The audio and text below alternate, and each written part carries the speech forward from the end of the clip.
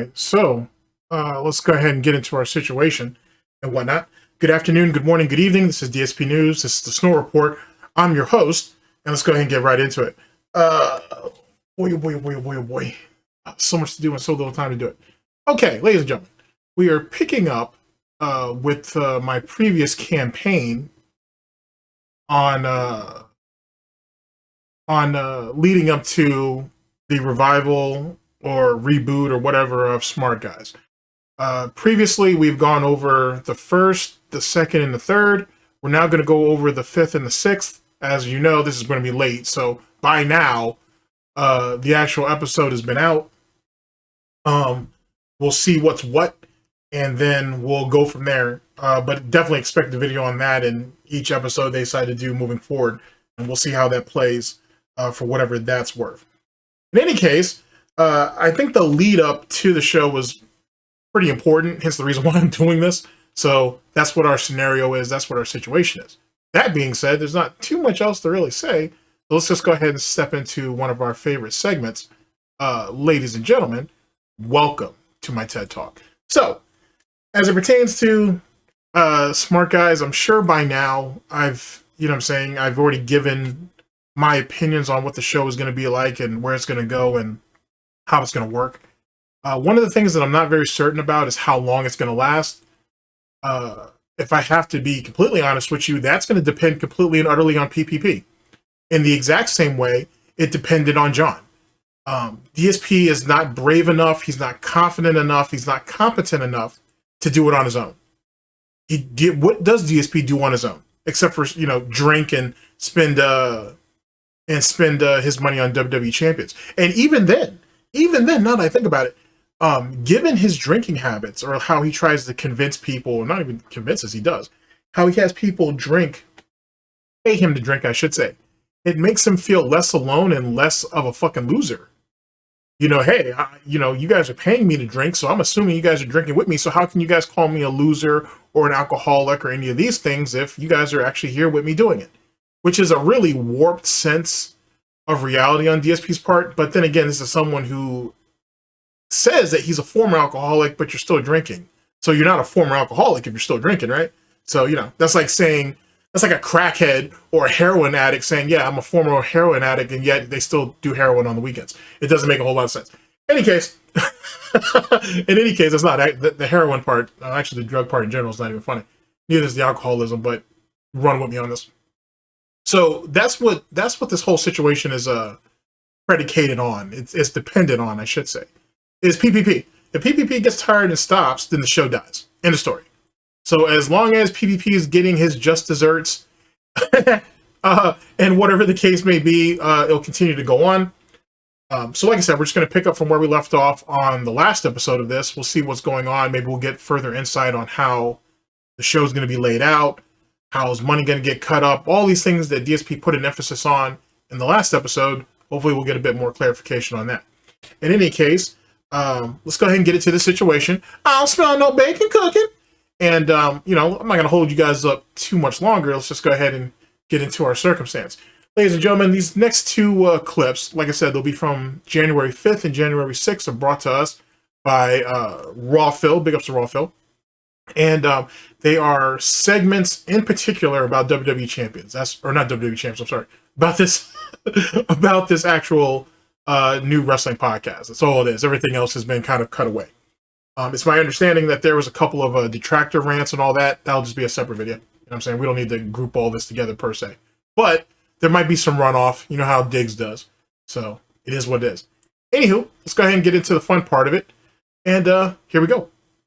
On how things flow, how the tech works. Because let me tell you guys, I have been looking. All right, we're looking. I have been working.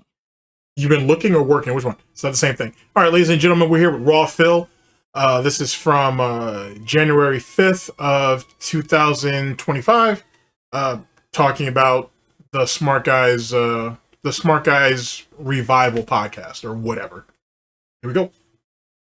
On how things flow, how the tech works. Because let me tell you guys, I have been looking. All right, we're looking. I have been working on stuff literally every night for the last, week to 2 weeks extra time. Basically what happens is I do my full streaming day. and then I log off, I upload, you know, I spend some time with my wife, she goes to sleep, and then I end up coming back into this office, working another hour or two every night. It's the only way I had time to work on the year-end series and this new wrestling commentary show coming up on Tuesday. Well, that's your fault. That's poor time management on your part. Theoretically, to do your end of year series or whatever the hell that slop is, theoretically you should have just taken an extra day off. You weren't going to make any more money, I think, if you had taken that day off or whatever. Like, you know what I'm saying? So you should have just did that, to be honest. Secondly, as you sitting there saying, oh, well, I was doing extra work. Why is it that you constantly sound like an employee to me? You don't sound like a manager. You don't sound like a CEO. You don't sound like a business owner. You sound like someone who works a 9 to 5. And to be honest with you, that's how he treats it. Hence the reason why there's such, and I told you just a couple years ago, this emphasis on making sure he gets his little $300 a day or whatever, which sounds like kind of like what an employee would do. Okay, I'm going to clock in. I'm going to make this much and whatever for, you know, for however many hours, 10 hours, 12 hours or whatever. So you know what's kind of going to be on your check. Well, he has that same mentality. He's just doing it every day. That's all it is. He's thinking like an employee. Because he thinks like an employee, he's running everything like an employee. That's why this whole bullshit setup that he's talking about and he's trying to give praise to and all that, it sounds like a lame. It sounds like someone who never really had a plan for upgrading their setup bit by bit. It's just try to bring myself up to what the industry standard is all at once and fumbled and fucked up all the way through the shit. And now he's proud about the end product. I'm sorry.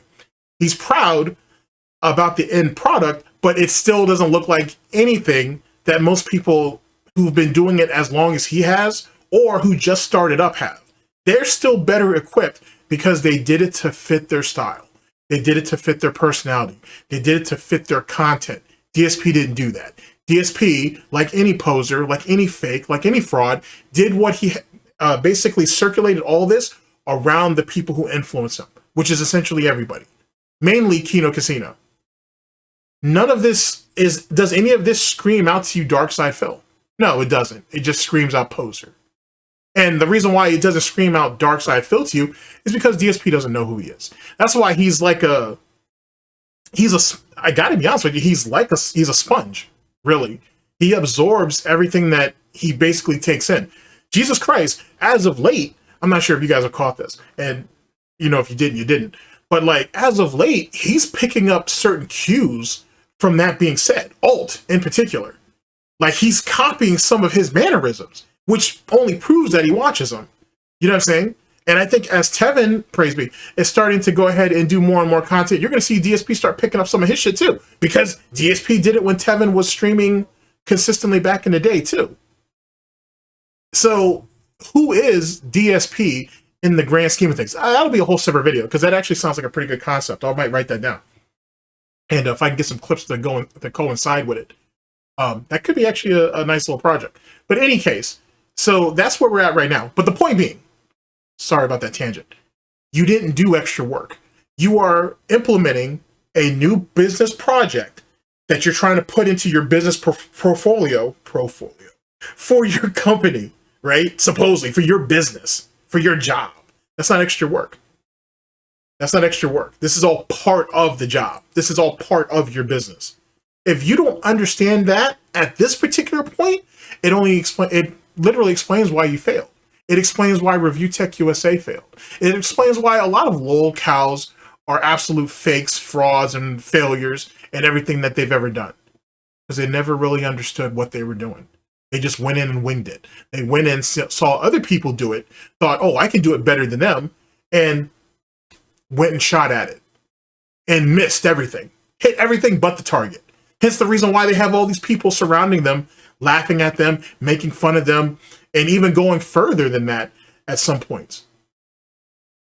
All because they thought they were better than someone else, or they could do something better than someone else. Or when the industry was going in a certain type of way, or when you had these trends or fads or whatever, were starting to move in a certain type of direction, they thought they were above that. Oh, I don't need to do that. I'm just going to stay where I'm at. I'll look at how successful I already am. Why do I have to change up? And then get mad that they fell behind. And then you have idiots like Phil who have to play catch up and is screwing up is stumbling, I should say, at almost every step of it. Can't figure out a lick of it. Even though there are some people, dense or not, who are trying to help him in his own chat, completely disregard that shit. But then PPP and Andy can come in and tell him the exact same thing that the people in his chat try to tell him. And all of a sudden, oh yeah, they're right. Now I see the light. Now I understand. Make it make sense. So I put in a ton of extra work this week. I really hope it pans out. I hope that people enjoy the year-end series this year. I hope that people like the new wrestling commentary show because, man, with all the extra work and effort, I hope that, you know, people will come by and actually enjoy the content. Okay. Then on Tuesday, we have something special for you guys. There will not be an episode of the Level 1 podcast on Tuesday morning. All right. Instead, ladies and gentlemen, I'll be bringing to you. And this shows you how stupid he is. Because, truth be told, however long this thing was going to be, or whatever the case may be, after that, he should have the Bottom Bitch podcast, and then he should just check out for the day. Or at least check out for the morning stream or whatever. What's the point of you trying to shoe in gameplay that's not going to get any views and doesn't mean a damn to anybody anyway? You could have literally, he should have had his little debriefing or deflation or whatever the fuck he likes to call it after his interviews. And that's what that segment should be. And then go ahead and just finish up for the day and then show up for the night stream and let that shit fumble and flop. Because with PPP on the scene for this particular project, on its first episode, you know, its pilot episode, whatever, it's going to do decently well. You know what I'm saying? Whether there's some type of split or DSP takes all the money on his own. So what's the point of trying to shoehorn fucking gaming content in there? That seems dumb. That seems really stupid. He just should have done a deflating episode right after the podcast and then keep it pushing. But whatever. The first ever episode of a brand new wrestling commentary show starring myself. Especially if he thinks that it's not going to do well, or he's already apprehensive on if it's going to do well or not, then Jesus Christ, he can at least get as many shekels as he can during the Bottom Bitch podcast before he casts off. I mean, I don't know, whatever. And Ashton from Kino Casino. It is a crossover project. We're going to see how it works. I'm going to be watching Monday Night Raw on Monday night on Netflix on its debut. And then we're going to be taking notes and we're going to be doing a commentary show on wrestling and Raw this coming Tuesday morning. So in place of this podcast, I'm going to be broadcasting the wrestling commentary show, co-broadcasting actually, because it's going to be on the DSP Reacts channel on YouTube. So if you haven't checked it out yet, youtube.com/@DSP Reacts. Head over there. You're going to want to subscribe to the channel because you're going to want to be able to talk in the chat, right? So that's how you're going to. You're an idiot because, but I bet you anything PPP is probably already thinking about this. So we'll see. But truth be told, if the show makes it past, let's say 5 episodes, right? They should make the chat members only, like they do on LolCow Live and LolCow Queens. They should just do that, to be honest, to maximize the amount of money that comes in. You know what I mean? I'm just saying. I know that sounds scummy, and it is, but there's a lot of people who do it. But they might as well. You know what I'm saying? To be honest, if they're going to try to milk everything for what it's worth, then it is what it is. And even with, like, I mean, there's not too many people who do troll donations, to be honest with you. But if you want to pay to play, then it is what it is. That's what they probably should do. And I bet you anything, eventually they will do it. And it won't matter because DSP is going to take the hit for it anyway. It's going to all fall on DSP's shoulders regardless. PPP can literally absolve himself from that whole situation. So, because according to the actual scheme so far, DSP is basically running all of it. So, because I haven't heard anything yet about if PPP is catching a cut off this. So, shit. If they decide to make it members only, then it all falls on DSP. And even if they don't, it still falls on DSP. Because DSP has 3 tiers of membership. You don't have to pay for the highest tier. You know what I mean? So, something to think about. You got to be able to talk. So subscribe to the channel, check it out ahead of time. Be sure that you're on that channel for the show that morning. And then you're being an idiot. I'm being an idiot too. But DSP's being an idiot because he's trying to inflate the numbers for DSP Reacts, and it doesn't really matter because he could literally just go ahead and drive them over to the Kick channel and just watch it there and participate in the chat there. Now, I don't know if you can participate in someone's chat without being without being a follower or or subscriber or whatever it is. I don't know if Kick has that. I should check because I have a Kick account, but I don't know if that's something that can be done. But if it can, realistically, you would want to drive everybody over there to Kick to inflate those numbers so DSP can get into that partner program or whatever it is they have over there. So yet again, we're still ice skating uphill. We're still hustling ass backwards because that's what Phil do. And, you know, he's not looking at all of the angles because he's thinking like an employee, not thinking like, not even middle management, to be honest with you. He's not thinking like a manager, a CEO, or even an owner. He's just thinking like someone who works a 9 to 5. And you would think for someone who disdains 9 to 5s like DSP does, whether hourly or salary, you would think he would have a bit more forethought, but you'd be wrong. It's going to start around the exact same time as this podcast, which, you know, roughly between 11:15 a.m. The show will go online, and then we'll get started. I predict, since this is our first episode and we're going to be talking about Monday Night Raw, it'll probably last anywhere from 90 minutes to 2 hours long. Okay, so no rush. We're going to give it the time it needs. We're only talking about Raw, but at the same time, it's supposed to be this big landmark episode of Raw where they're moving from USA Network to Netflix for the first time. And in addition, it's the first time that I'm watching pro wrestling in over 4 years. So why would you want to restrict something like that? Why would you want to restrict something like that to 2 hours or even 90 minutes? Especially when you're actually, you know, you're doing a co-op with someone else. Like, that doesn't make a whole lot of sense. Like, if you want to run it solo like he usually does, then 2 hours and 90 minutes makes sense if he's doing it by himself. But if you're with someone else that you really, you know, just because he sucks fucking Triple P's dick doesn't mean he knows who he is. He doesn't mean he understands how he bounces back and forth off of him and so on and so forth. You have to give it far more time to do that. It's going to take, well, depending on how long it goes, it's going to take a bunch of episodes before you guys build a rhythm. And one person understands the other. You guys learn how to bounce off each other. You guys building some type of real camaraderie with each other, right? That takes time. You don't do that in 1 or 2 or even 4 or 5 streams. So, yet again, a bunch of unrealistic expectations because, yet again, he's just an employee. So we're just moving out the Bottom Bitch podcast, putting this wrestling podcast in its place and thinking, oh, it'll work out within my time frame. So I can do the rest of the slop that most people aren't going to pay for anyway until the very end if they don't hit any of the tip goals. And then I can go ahead and beg and someone comes in and plays Captain Save-A-Ho at the very end. Whether Iron Chef Sakai or Only Iced Coffee or whoever the fuck. Like, yet again, that's just being really stupid and impractical. And yet again, going back to something Howard had said, it is quite remarkable that Darksydephil was able to make it as far as he did with as little as he has. And even as little as he's contributed.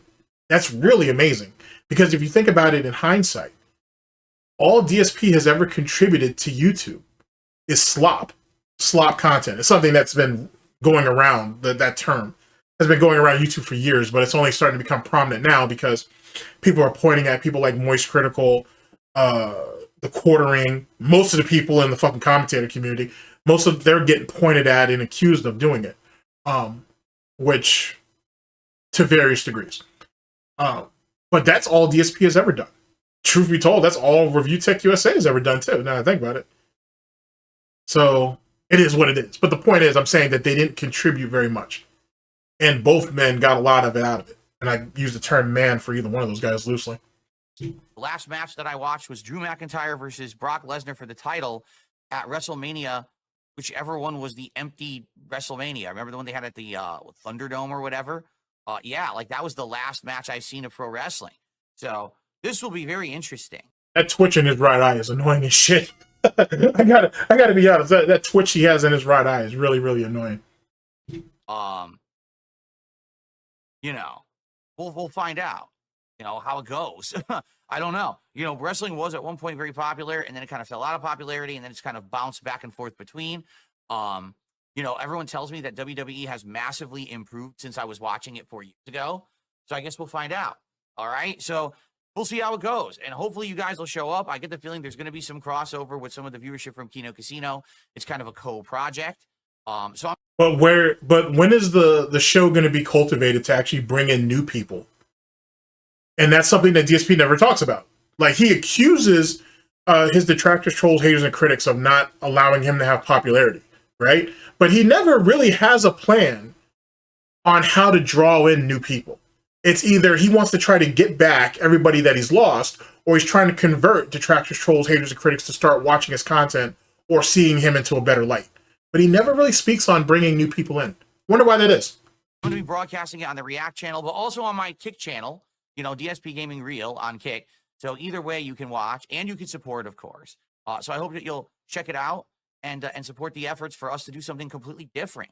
You know, now if the show works and we're enjoying ourselves and we give it like a month and it picks up and it has a following and people are, you know, enjoying the pro wrestling stuff again, then there's potential to branch out and do other content. Like we've talked about covering the pay-per-view events, covering maybe some AEW, because I wasn't aware of this. Well, I don't think a month is enough time to be doing that shit. Maybe you need to give it like 3 months before you start inundating people with, what did we just talk about, ladies and gentlemen? Slop.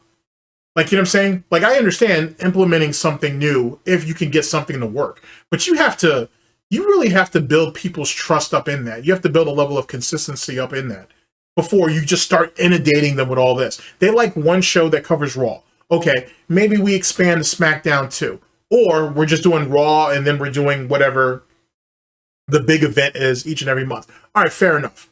You know what I mean? But like, to sit there and start really trying to take over everything in wrestling, or at least even everything WWE does, is just kind of being ridiculous. Especially since DSP doesn't want to do anything. He really don't. He's lazy as shit. That's why he was bitching and complaining at the beginning of this about, oh, I had to do all this extra work after I get off from my previous job. I have to come home. I have to spend time with my wife, and then I have to come up here and do even more work for an hour or whatever the hell. He doesn't sound like a fan.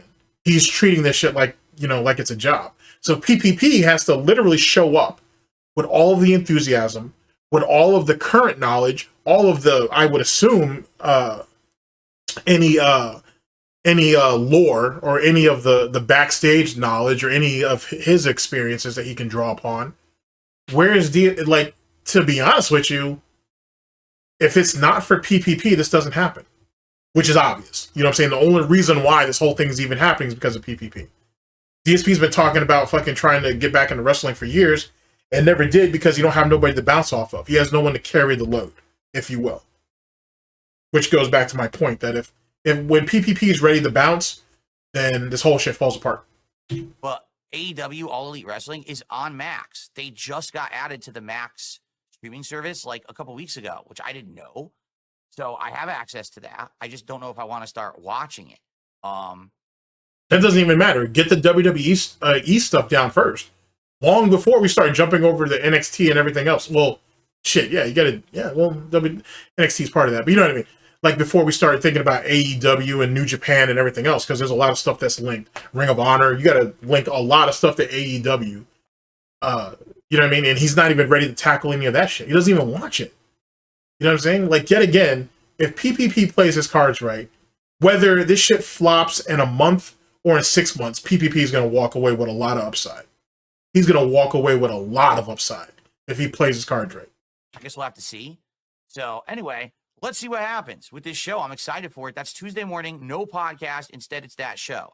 Now, once the podcast ends, once the wrestling show ends, then we're going to jump into Indiana Jones and the Great Circle here on DX.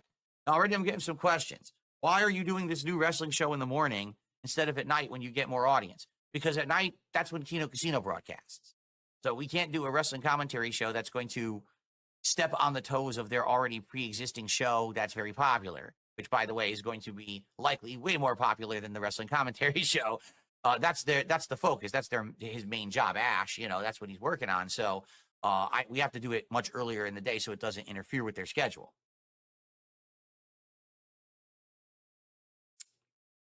So I'm excited. And by the way, I've put in a lot of work, not only into the year-end series, but... And actually, now I think about it, and DSP has said this multiple times over the years, if they decide to put this on demand, then it doesn't matter when they do the show, to be honest with you, because you could always go and watch the playback on Kick or on YouTube, respectfully. So it doesn't really matter, to be honest. Like your contribution, like, you know what I'm saying? Like, it really don't matter. I would say there's probably going to be a level of freedom in the chat that you wouldn't get on a normal DSP stream, right? Because PPP's there. DSP's not going to want to do anything to alienate his audience like he normally would. So you may be able to get away with more in the chat, or in the chats, I'm sorry, than usual. But other than that, you're still going to get a lame ass shout out. And if you're not planning on contributing, it's probably better watching it on the playback anyway, to be honest with you. Like, you know what I mean? You got to understand, within the fucking Gouty vortex, going over there to watch DSP live is really still more of a niche type thing. You know what I mean? But it's probably fair to say that, being that the comment section is so saturated on YouTube, there's no point in engaging with the video either. So, I don't know. I guess that's a two-way street. That makes me... I kind of get my noggin jogging when you think about it from that perspective. Also, into this wrestling commentary show, I've got a new intro, new logo, new setup. It's going to be my first time actually trying to do Discord on the new PC and setup. So expect technical issues, but at the same time, I'm on a brand new setup with all new tech. So I'm thinking there shouldn't be issues. Like, I'm thinking the fact that you have new tech doesn't mean anything if you don't have an understanding of the software. You sound like a fucking retard. That doesn't mean a damn thing. That doesn't mean a damn thing. But then again, that's the mentality of your basic consumer who expects, in a lot of ways, demands for everything to work out of the box and doesn't have a clear understanding of what they're actually doing. You know what I mean? It's like back in, for example, in 2020, you had all this time on your hands. A lot of people were getting residuals from their jobs because they couldn't go in for whatever, and people some people decided to pick up content creating or streaming or whatever, and they thought, oh, everything just works out of the box, and we just plug everything into the new PC and whatnot, and then it works, and then I'm on Twitch, and there you go. Not realizing that everything that you bought is going to need to be fine-tuned to whatever it is that you're trying to do.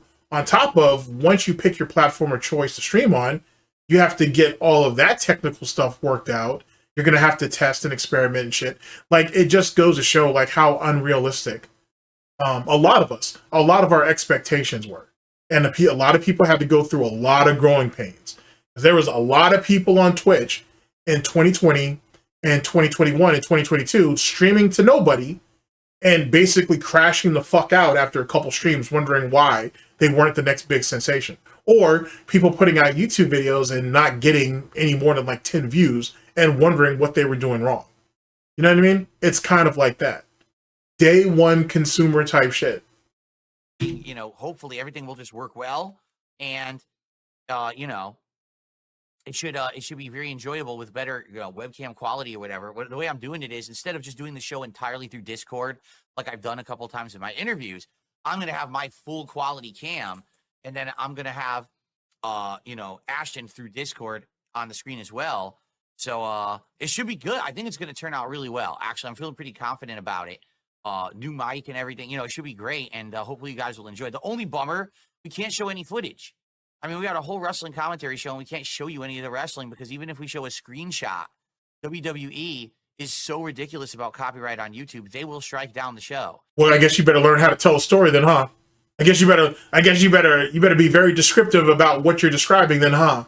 I bet you better have actually watched the product and not completely and utterly depend on someone else to describe it to you, so you don't come across like a fucking poser and a fake, I guess. Which is the whole point of wrestling anyways, being able to tell a story. So he should be able to regurgitate back to you what he saw, right? He should be, if he saw it. I'm not trying to put any thoughts in anybody's head. I'm just saying, if you watch something, you should be able to describe it to another group of people or to another person. That's something you should be able to do. Don't be wrong. Being able to put footage would be great. I mean, Botchamania gets away with it, but that's not gets away with it. They've turned that shit into an actually pretty successful thing. But, I mean, they also have to fight off shit too a lot. So you have to kind of be creative with it. But that comes later. That'll come up down the line if they can even figure it out. If not, you're going to have to be like every other wrestling podcast, and you're just going to have to describe it. And truth be told, that's the great thing about reviewing anything, whether wrestling, a movie, whatever. You can describe it from your perspective. You don't have to sit there and regurgitate what you saw another wrestling podcast saw. You can literally describe it the way you saw it. Of course, that's if you actually watched it. Something to think about. So we just have to talk instead of actually showing you anything about Raw, which really sucks, but that's... It really sucks. It sounds like, oh no, I can't have another aspect to go ahead and do the heavy lifting for me. I may actually have to do something. That's pretty fucking amazing. He's literally trying to turn it into a React show. Use PPP's passion for the business, then try to have some clips that he can bounce off of and give his expert, intelligent, sensible opinion, and then move from there. You see how lazy this shit already sounds? Do you already sound how fucking hot dog water this shit's already sounding like it's going to shape up? At least doing it the way he would want to do it. Yeah, this shit was going to fail from the beginning, bruh. At least the way he's envisioning it. Exactly what I did 10 years ago when I did my old wrestling commentary show. We couldn't show anything because... So then why are you bitching then? If you couldn't do that 10 years ago and you at least keep up with the business enough to understand that you still can't do it, what are you complaining about? You came into this understanding that you wouldn't be able to do it. So what are you crying and complaining about now? Makes you think. Yeah. Pretty ridiculous. In fact, the times we tried to show stuff, WWE did actually strike us down. Like I remember we went to WrestleMania one year, and I had filmed some of the intros, like the people coming out and little highlights from the matches. No, let me tell you about that dumb shit. He thought because it was his own private footage and because he had to pay to get into the venue, he had copyright over it. And the WWE couldn't do anything about that. Yeah, he thought wrong. So, womp womp. So it's funny how he wants to run around here and say, these people are stealing my property. These people are stealing from me and are preventing me from getting views because people have another avenue to go and watch the content besides coming to the original thing. He tried to do the exact same thing and he got smacked the fuck down for it. Imagine that. And then on top of that, to go ahead and blow that whole argument out of the water anyway, because Foodie Beauty and other lol cows like doing that shit too. The majority of people who go to these restreams, right, or whatever the case may be, are the very people that you've banned and or told leave and never come back. So why would you? So basically, you're saying, hey, I don't want you here, but don't go anywhere else where you can watch me. You can't do that, but I damn sure don't want you here. What sense does that make? That literally makes no sense whatsoever. You sat there and created a market, a bunch of people filled that demand, and now we're at where we're at. That it doesn't get any easier than that. And there are so many clips out there of him saying, you're banned, fuck you, leave, I don't want you, I don't care about you, I don't care about the restreamers, I don't care what they do, as long as none of those assholes are here. So what's the problem? You wanted them gone. They found a place where they could actually speak their mind and give their honest opinions of supposedly the same things you want. They found a place that will allow them to do it. That's away from your product. That's away from you and your community. What's the issue? Those are views that you would have never have gotten anyway. You did have it for a while and you cascaded it, or you cast it off, I should say. You know what I'm saying? You dismissed it. So why are you crying about it now? You know what kind of weirdo shit that sounds? That's like if someone comes to my video, I'll use myself as the example, and I don't know, they have whatever, they say whatever they say. And I'm like, you know what? I don't want to hear that shit. Fuck off. And then I get mad because they go to another detractor and now they're over there watching them. How fucking retarded I sound doing saying that dumb shit? That's stupid. That's fucking stupid. You made the problem. You created the monster. You unleashed the monster, and now you have to deal with the fucking fallout. End of story. And the fact that and that's the one thing he leaves out of that argument every time he brings it up. He never talks about, those are the people that I banned. Those are the people who said they didn't like the content. I said, all right, fuck you, leave, and don't come back. These are the people who had an opinion that I didn't want to hear, and I told them to get out of my face. He never brings any of that up. No lol cow ever does. But they're the victim, though. Gotcha. And I did post them up to the channel, taken down almost immediately. Like, wow. Pretty ridiculous. So anyway, yeah, coming up on Tuesday. And I'm very curious to see how many of you will show up for this. Listen, I realize I have not been into pro wrestling in a very long time, right? Like, I've stopped talking about it. We stopped covering the WWE games. So I get it that some people might be like, man, Phil's he's into this now, but he's been out for so long. But the thing is, I know that my audience, a lot of you have been interested in pro wrestling. Many of you talk about it in chat all the time. I see you reference it and everything. And those are the same people that you threaten to ban if they keep doing it. And more importantly, the very market that you're trying to appeal to are the very market that you cast aside. Yet again, going back to my previous point. Now he has to sit here and beg and plead for them to come back so they can support this project over here. With the hope that, oh, maybe they'll be able to talk about wrestling a bit more often. But that's not going to happen. He's going to say, leave it for the show. Just like with the politics, DSP politics or whatever the fuck he called it. People want to start talking about politics on the Bottom Bitch podcast. Or someone might make a quip about it during one of his streams. No, save it for over there. If you can't allow free speech, like actual free speech, then you're just going to lose it in the story. And he still hasn't figured that out because he don't respect them. He believes that they're beneath him. So he believes that he can corral them and condition them the way he wants, when he wants, how he wants. And if after all these years, he still hasn't figured it out that don't work. You're just going to have more and more drop off. Oh, well. And so I'm curious, what kind of interest this will get. Also, with Ashton and his audience on Kino Casino, some of them are pro wrestling fans. And that's the crutch. Ashton and his audience. That's the crutch. So to see people come over and check out this new show is going to be neat and see if we can get our own audience for it or not. It might be some crossover or not. We'll have to see. So, yeah, I'm excited for that. And then we'll go from there and see how it goes and, continue on with all my other content. But it's New Year.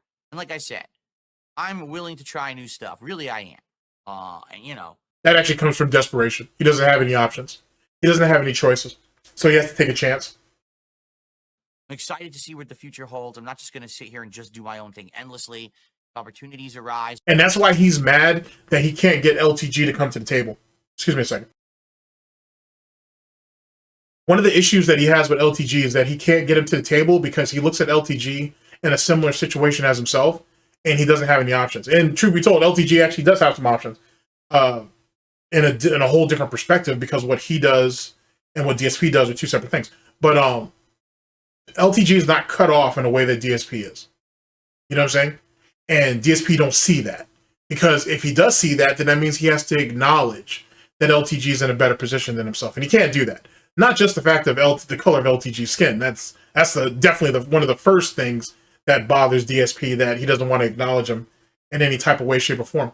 But also, in some ways, DSP has it in his head that LTG is either a carbon copy of himself, or they're too similar to where they shouldn't really be distinguished as different people, which is actually counterintuitive because DSP has said plenty of times, me and LTG aren't the same, yada, yada, yada, yada. He bitches at fighting games no matter what the game is, and I play a multitude of games and yada, yada, yada. But in truth, DSP wants and believes that there is real camaraderie between him and LTG. He really believes that, I don't know if I'd go as far as saying soulmates or kindred spirits or any lame ass shit like that, but he does believe there's an actual connection between the two of them. In the same way that Wings believes there's an actual connection between him and DSP. I've spoken about this before. I might go ahead and update that and give you guys and flush that out a little further. But anyway, same type of concept. And that's why DSP is so pissed off at LTG, because he's like, in a lot of ways, he probably respects LTG for not wanting to do content with him, because all those years that DSP was resistant to doing collabs with anybody else. But at the same time, he's like, well, if I have to sit here and take the knee, why can't you? Because he doesn't have to. And that LTG's been collaborating with people. So he really don't have to be honest. There's nothing to gain by LTG going backwards. And things to try out appear, I will try them. There's no reason not to. I certainly now have the tech and the set and everything to do it. So why wouldn't I try to branch out a little bit and do some new stuff, correct? So, this is the first example of that. There may be more stuff coming up this year as well, new stuff that I experiment with. But this is the first, okay? Holy crap, really? Lady Christmas says, I really got into your content back when you were playing WWE All-Stars, if you remember that. Of course I remember that. Remember, it's the cartoonish game where all the characters are like hyper exaggerated and look kind of like claymation or cartoon characters, action figures for the, pretty much. I mean, that game was wild and zany. You mean like WWE champions? Because it kind of looks the same. Whatever. Semantics.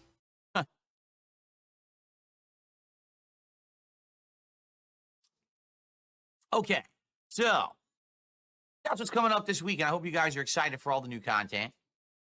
Yesterday was my day off, and so continuing on here. So by the way, I think I've covered everything I want to talk about on the show. FYI, the hot topic today is obviously year-end series start tonight, new wrestling commentary show on Tuesday morning, and marathon coming up later in the week when we hit 50 goals, and we're already on pace to hit a goal on this stream. So let's keep that going, okay? Jing says, I hate it when I go to look at your channel to catch up on stuff that you're playing, but then it pops up, all Detractor nonsense instead. But to keep people obsessed with you for this long, you must be doing something right. Yeah, like here's the truth. I don't care. If he was really doing something right, he'd be able to overlook it. That's the thing. People who are successful can take what they need from criticism and discard the rest. DSP can't do that. You know what I'm saying? Wings of Redemption can't do that. Review Tech USA can't do that. Even LTG in a lot of ways can't do that because they can't live with the idea that people don't like them. They can't live with the idea that they've gone most of their lives unappreciated and there's a whole new group of people who don't really know them personally, let's say, and yet still holds the same sentiment against them. It's things like that. You know what I mean? It's stuff that you should be able to grow out of. But then you got to understand that a lot of people look at the internet as like a second chance, right? If you felt like you weren't shit in IRL, the internet was supposed to give you that second chance. And a lot of these guys just squandered it. They blew it. Some of them just kept blowing it. And it caught up in the story. They can go ahead and feed, these dents can go ahead and feed DSP these false bravados of success to keep him going, which is fine, whatever, if that's what you want to do. But in reality, you're hurting him. You're hurting him because you're only feeding into a delusion that he can't let go. Hence the reason why he can't relate to anybody. At a time where he's desperately wanting to relate to people. Because truth be told, after all of these interviews, the last of DSP's demand is pretty much over. Because, especially with the Stuttering Craig shit and side scrollers, you're going to walk into a DSP interview now, if you've been paying attention, and know that, you know what? 90% of what he's going to say is a lie. 90% of what he's going to say is going to try to either make himself look good or try to give us what we want to hear while making himself the victim so he doesn't have to take any responsibility. I don't see the value in that. I don't see how anyone could see the value in that. And that's what his problem is. So it's funny how detractors, trolls, haters, and critics are the ones who supposedly put him in this bad space and keeping him down. When in reality, it's people in his own audience are the ones that are really holding him down. That's actually the more amazing part of it. And maybe that comes from a moment of clarity. Maybe that's me stepping out of my own self for a minute to come to that realization. But that wasn't a really hard conclusion to come to. Because in truth, people are people. And more often than not, the person who's in your way the most is yourself. It's about as honest as you're going to get. And if you have a bunch of yes men around you, if you have a hive mind of people who constantly say that you're great without any faults, and anybody who steps out of line, you push out, well, you know what the end result is. Care anymore about what they do at all. They don't affect me in any way. They really don't. Like, I don't bring them up. I don't pay attention to what they're talking about. I don't entertain nonsense. When people try to bring their shit up on my streams, I'm like, I don't care. I'm so far above it at this point. I've got more than enough stuff to do. I've got so much content to put out there. Different games people want. Then that's not dealing with it. You're just looking for a distraction. And that right there, I think, really screams out to who DSP is. He can't address the detractor, troll, hater, and critic epidemic, if you will. Outbreak, pandemic, whatever. He can't address any of that. Because he has no way of beating it. He has no way of stopping it. He's been dealing with it for over a decade. It's never going to go away. He understands that. A lot of the hatred that I don't know if people really hate him in the DSP community. I can't really say that. But a lot of the people who dislike him is no different from the FGC. And you saw how that was. He took the knee after he sat there and fucking cried like a bitch in front of Mike Watson and fucking Jaha. And he took the knee to their asses. And then he left. Straight bitch. Had no fight in him anyway. He comes to YouTube. He finds a fucking minuscule success not even success, recognition is really what it should be said. And then tries to run back to the FGC and says, ha ha ha ha, look at what I have. And then years later, those same people have lapped him. You know what I'm saying? Justin Wong lapped him. IFC Yipes lapped him. Smug lapped him. Punk the God lapped him. Fucking Snake Eyes lapped him. Fucking Nephew and some of those guys will eventually lap him. Like he's a joke. Even Alex Valle lapped him. James Chen lapped him. You know what I'm saying? Like, you know what I mean? Most of the contemporaries that he was actually with back in the day beat him. You know what I mean? And they beat him, quote unquote, with less. Because while they were all focused on Street Fighter V, and some of them even focused on Street Fighter 4, he was a variety content creator, and he still got nowhere. He still fell behind. And then, when Street Fighter 6 comes out, he literally chased these guys on 3 different platforms and still failed. Had the exact same result on all 3 platforms, and he's not even man enough to face it. He's not even man enough to acknowledge it. And that's why he's so scared to deal with it. That's why he don't want to play ranked no more. That's why you want to sit there and fucking casual, hoping he could scrape his little wins off, and that's it. The problem is, as usual, as time goes on, or on a long enough timeline, he's only going to show what his limitations are. So all those guys that he's scraping his wins off of or whatever, in a month or two, they're going to be a lot better than they were. And here's the real problem with that. DSP is not progressing. He's not getting better. He's not getting smarter. While everybody else around him is. That's why his best showing at any tournament that meant anything, I should say, was 4th place. Yeah, he may have had some decent showings, or maybe even won a couple of his locals, or, you know what I'm saying, some qualifiers. But when it really counted, when it really mattered, when we weren't out there gatekeeping, he failed. And no one's ever going to be able to change that. You can't change that from the top to the bottom. It doesn't work. What it is what it is. Different shows people want me involved in. That, I mean, no lie. Just this week I was asked to be on 2 completely different shows. Not my wrestling commentary show, and not even Kino Casino. I was asked to be on 2 other shows, and I'm like, maybe. You know, I'm thinking about it. So, you know, I'm being pulled in a million directions. Yeah, you're not being pulled in a million directions. I don't know exactly what shows there are, but I'm assuming it has something to do with Locale Live, which more than likely is going to be his final destination. Sooner than later. Now, my opinion could change just like anything else, but more than likely, that's where it's going to eventually go. And right now, given that Keem is trying to build this locale network, or this locale conglomerate with all of these different shows and this, that, and the third, I feel like DSP doesn't want to be on Locale Live, but I think he wants his own show under that umbrella. I think that's what he's trying to shoehold in. Something that he has not stakes in, but has at least a moderate amount of control or influence in. You know what I mean? I think that's what he's trying to maneuver for. Now, that's me just thinking ahead. But that's my guess. The question is, who are you going to place him with? And truth be told, the only person I can think of, honestly, would be LTG. But then you have to get LTG in play, and I don't know how Keem is going to make that happen. To be honest, like getting the money right, this, that, and the third. LTG trolls are pretty smart about not throwing out troll donations and bullshit, so you can't profit off of LTG in that way. You got to get there's a lot of things that need to happen. There's a lot of moves that need to be made. On top of that, you have LTG trolls that are competent enough that you could put them up there and they can go back and forth with LTG without turning into a bitch fest and a whole bunch of unnecessary yelling and screaming and shit. I don't know if you can get LTG to agree to that. You know what I'm saying? So you need to put LTG with somebody long before you could go ahead and put him up there with DSP. So I don't even know how that would work. But so that's a thing in itself. So basically 2 questions is DSP trying to finagle himself in getting his own show on the locale network or whatever? And 2, if LTG would be a companion or a co-host onto that, how does Keemstar get LTG under that umbrella?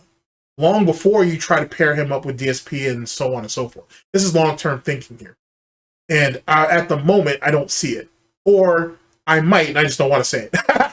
So, you know, it's a thing. I'm cool. Why do I give a crap about a group of people? And if there was really so much demand for him to do this and do that, why couldn't you do that and do this project with Ashton? You know what I'm saying? That right there harkens back to just in case you guys might not remember this, before DSP did side scrollers, before that was even a thing, DSP was allegedly working with 2 separate people to work on a documentary or work on a project or whatever, and they were doing a lot of back and forth. And then as soon as the side scroller thing came up, DSP immediately abandoned that and be like, oh, well, I'm gonna put that on the back burner. Maybe we could talk about that later. Maybe we can do this, but I need to do this right now. So are those the same 2 people he's speaking about right now? Did those 2 offers even exist? Who could say? People who are trying to full-time detract me, you know? And then these people are like, oh, did you know this guy's restreaming you? Yeah, I don't care. Let them do whatever they want. They're losers.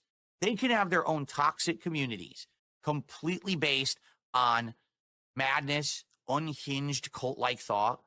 Anyone who has a brain goes over there, watches them for 10 seconds, is like, what the fuck? You know what's even more retarded about that statement? Some of those very people, whether they're the detractors who are former fans or just former fans who have flocked over to watch these watch the detractors, trolls, haters, and critics, come out of your fan base. At least some of them do. So what does that say about you? So were they mentally stunted and had these manias and crazy and were lunatics and all this before they left you? Or did that only happen after they left you? It makes you think where the point of origin is on all of that, of any of that, to be honest. Makes you think. Like, what is wrong with these people? And then they move on. It's only these weird, very, very gullible, susceptible, weak-minded people who would even watch that kind of content. You know what I'm saying? Like, who would sit around watching someone who is obsessed with me all the time in a negative way? So it'd been okay if they were obsessed with you, or if they watched you, or if they contributed to you, or if they supported you in a positive way? Make that make sense. You know how retarded that shit is? That's as retarded as that bullshit that he said a lot of fucking stupid ass shit too. But that's as dumb as the dumb shit that Review Tech USA tried to say back in early 2014 in early 2024, when he said that all the detractors, trolls, haters, and critics that were cool with him, he didn't actually word it in that way, but you know what I mean, whatever. All the people that are on the detractor side that were cool with him, he had no problem with. Everybody else was crazy. And then you had people like Agent Proper, who was on that neck. You had on his neck, let's say it that way. You had fucking people like Meerkat that was on his fucking neck. You had people like Snort Hogan that was on his neck. Hate Army. I think you could put Shinko in there. A few other people and whatever. And then he kind of quieted it down a little bit. And then he went ahead and doubled down and went ahead and was like, yeah, well, you know, what is your issue with me? What's your problem with me? Now, keep in mind, that whole Review Tech USA problem, as it pertains to detractors, trolls, haters, and critics, came from, or it stems from, people saying, hey, don't fuck this thing up with this Mike Klum situation. That's all they told him. Don't fuck this thing up. Because Review Tech USA has a habit of overextending himself and screwing shit up. That's all they said to him. Don't fuck this up. Don't do it.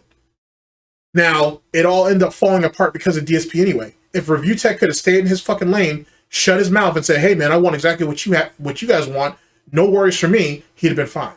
But instead, he got sensitive, like a bitch, and he went ahead and acted out the way he acted, and now he's still dealing with the repercussions of it. Even though, interestingly enough, some of those same people that I named have bigged up him somewhat recently, which seems weird because why would you big up someone who was actively out looking for your guys' doxes? Yeah, he tried to say that, oh, I just want information on them publicly, but he has a history of looking for people's doxes. So why would you trust him on that? And then more importantly than that, why would you big up that? Semantics. I'll leave that for them to deal with. I just thought that was really weird seeing some people actually doing that shit. But, you know, it is what it is. Enemy of my enemy type shit, I guess. Well, who am I to even warrant having little flaws and things pointed out constantly on a daily basis? Who cares? I'm just a regular dude streaming and making content for you. That's it. What impact do I really have? You know? So why would they obsess over me? Except they found a group of very weak-minded, very hyper-focused individuals who can't help themselves. Well, don't you have to be weak-minded and hyper-focused to show up to DSP streams each and every day? Doesn't that seem a bit hyper-focused? To listen to him and believe everything he says, doesn't that come across a bit weak-minded? Something to think about. Than just have a mania, because that's really what it is. It's actually insanity. It's a now that's ironic too that he would say that, because that's dismissive, right? But instead of addressing the actual issue itself, by labeling them as crazy, they have a mania, the white coast need to come for them, all these different things he likes to say, he can dismiss them.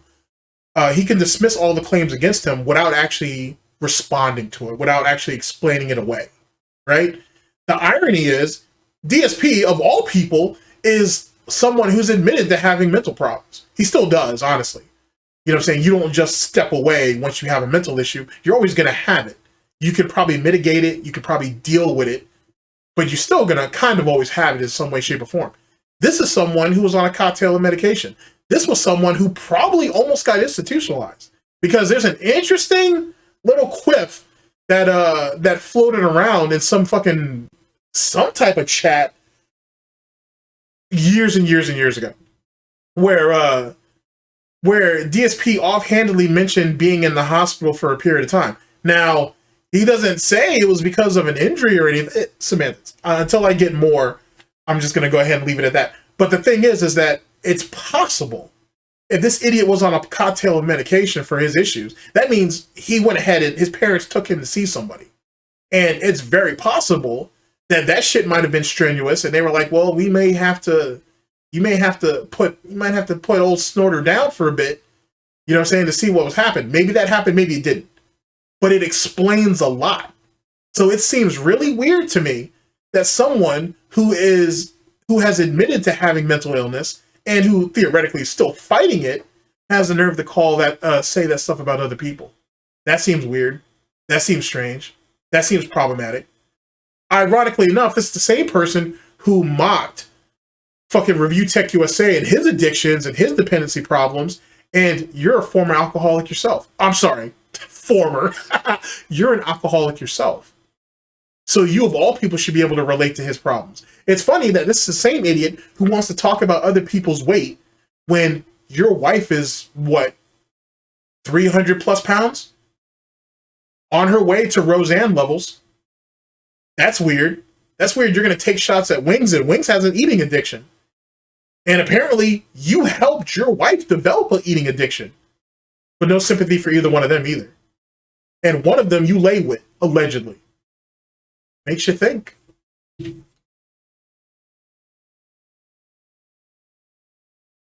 Mania. Normal people would never act like that or feel like that. They have lives, they have jobs, they have friends, they have things going on for them that are just way more important than... You mean things that you don't have? You don't have a life, your life is the internet. You don't have a job, you beg for a living. You don't have friends.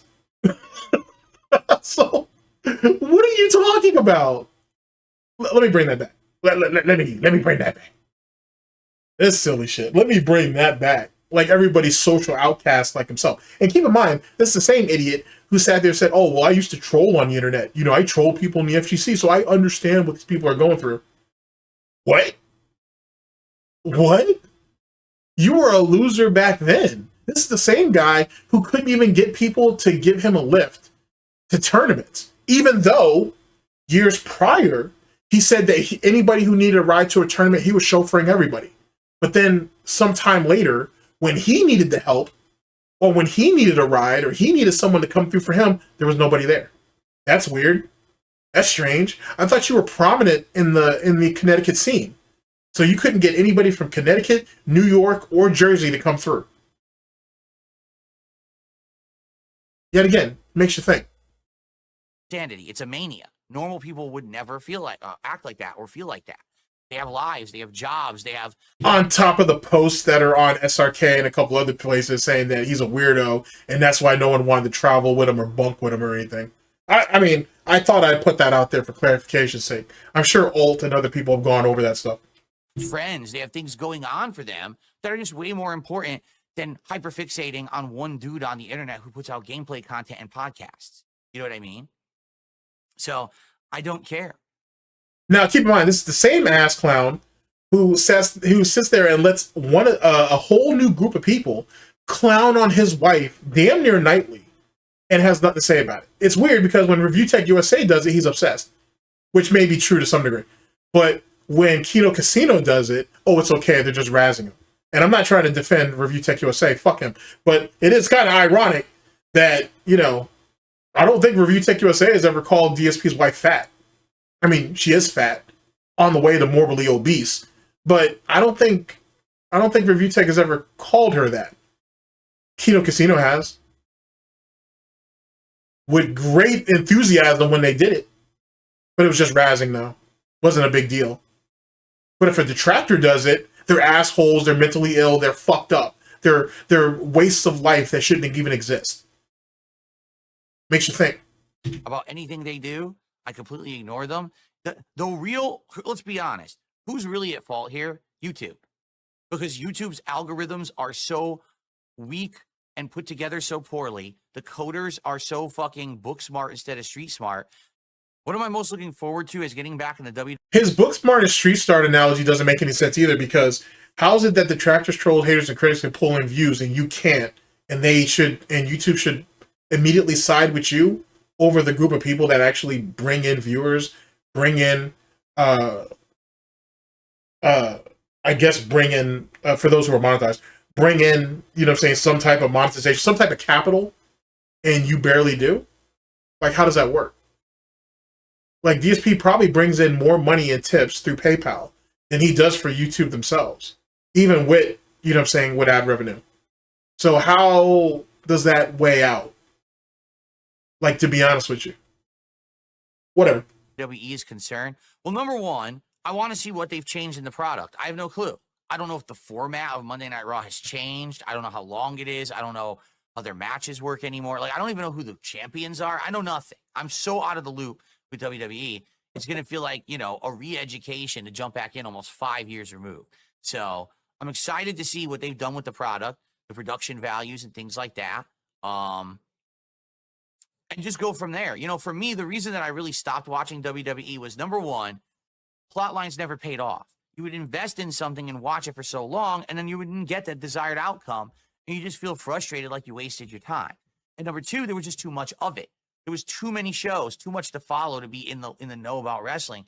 So you want to try to have a wrestling podcast going over everything in WWE, plus going into AEW territory if people are willing to pay for it? Make it make sense. Make it make sense. So I stopped caring, you know. So now, slow reintegration. Start with Monday Night Raw. Probably watch, you know, the next upcoming whatever pay-per-view. I don't know what they call it anymore. I guess it's not pay-per-view, but special event. Maybe eventually watch an episode of like AEW. Try to get introduced to that, because I've never seen AEW before. So you don't even have the main. You don't even. He doesn't even have a plan to have the WWE product down, and he already wants to jump over to AEW. Okay, this is definitely setting up for success. Gotcha.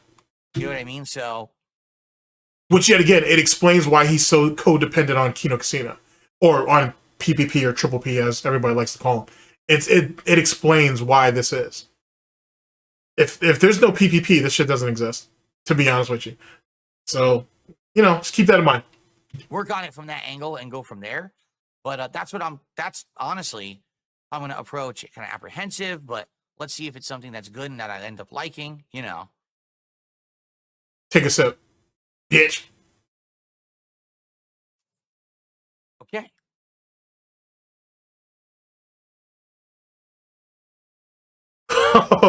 Oh, that shit is silly. So silly. Okay. For the second and last part of our broadcast, we're gonna go to January 6th of 2025. And this should be the last part. I wonder how long this is. Jinx for the super chat. Okay. Oh, this is yikes, this is a little bit longer than I thought it would be. No worries. I mean, it is what it is. The game is the game. Anyway, we're here again. You were here yet again, I'm sorry, with Raw Phil, going over the basically DSP's ideas for Smart Guys Revival. reboot, whatever. It's from January 6th of 2025. Here we go. Let's do this, guys. Now that Ashton's here, right now, it gets me back on track. So, ladies and gentlemen, thank you, Jinx, for the super chat. Okay, let's do this, guys. Now that Ashton's here, right now, it gets me back on track. That proves my point. That literally proves the point that I just made. There is no PPP. There is no, this show doesn't happen. It's really pathetic. And it's really interesting how, as I've pointed out to you up to this point, all the times that DSP has telegraphed it up to this point. That's really, really sad. He doesn't have not a lick of confidence in himself to do this. He never really did.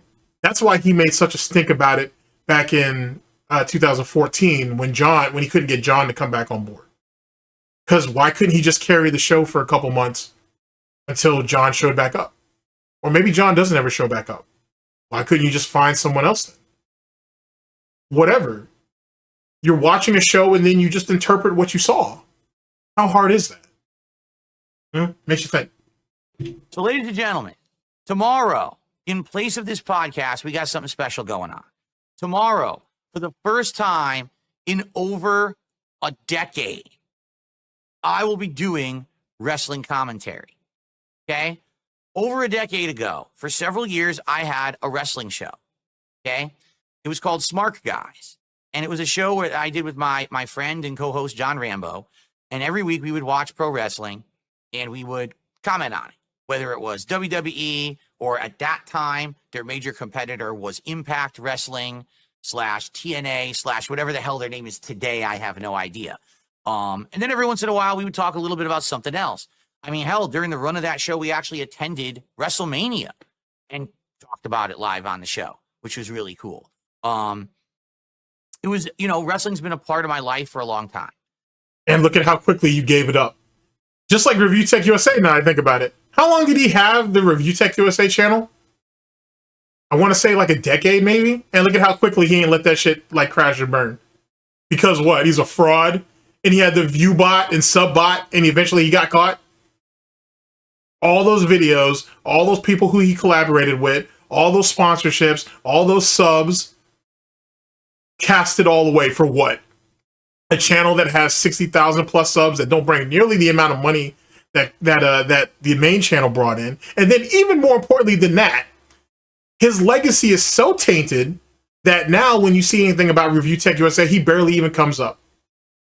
Someone will always be able to dictate who Review Tech USA is, how he's perceived, how he is known, and what he's done. He'll never have a say-so in that. Ever. Imagine that. Imagine that. The ghost of Ann Doyle and the rest of those guys from Big Cheese and all that ended up beating him in the end. Isn't that crazy?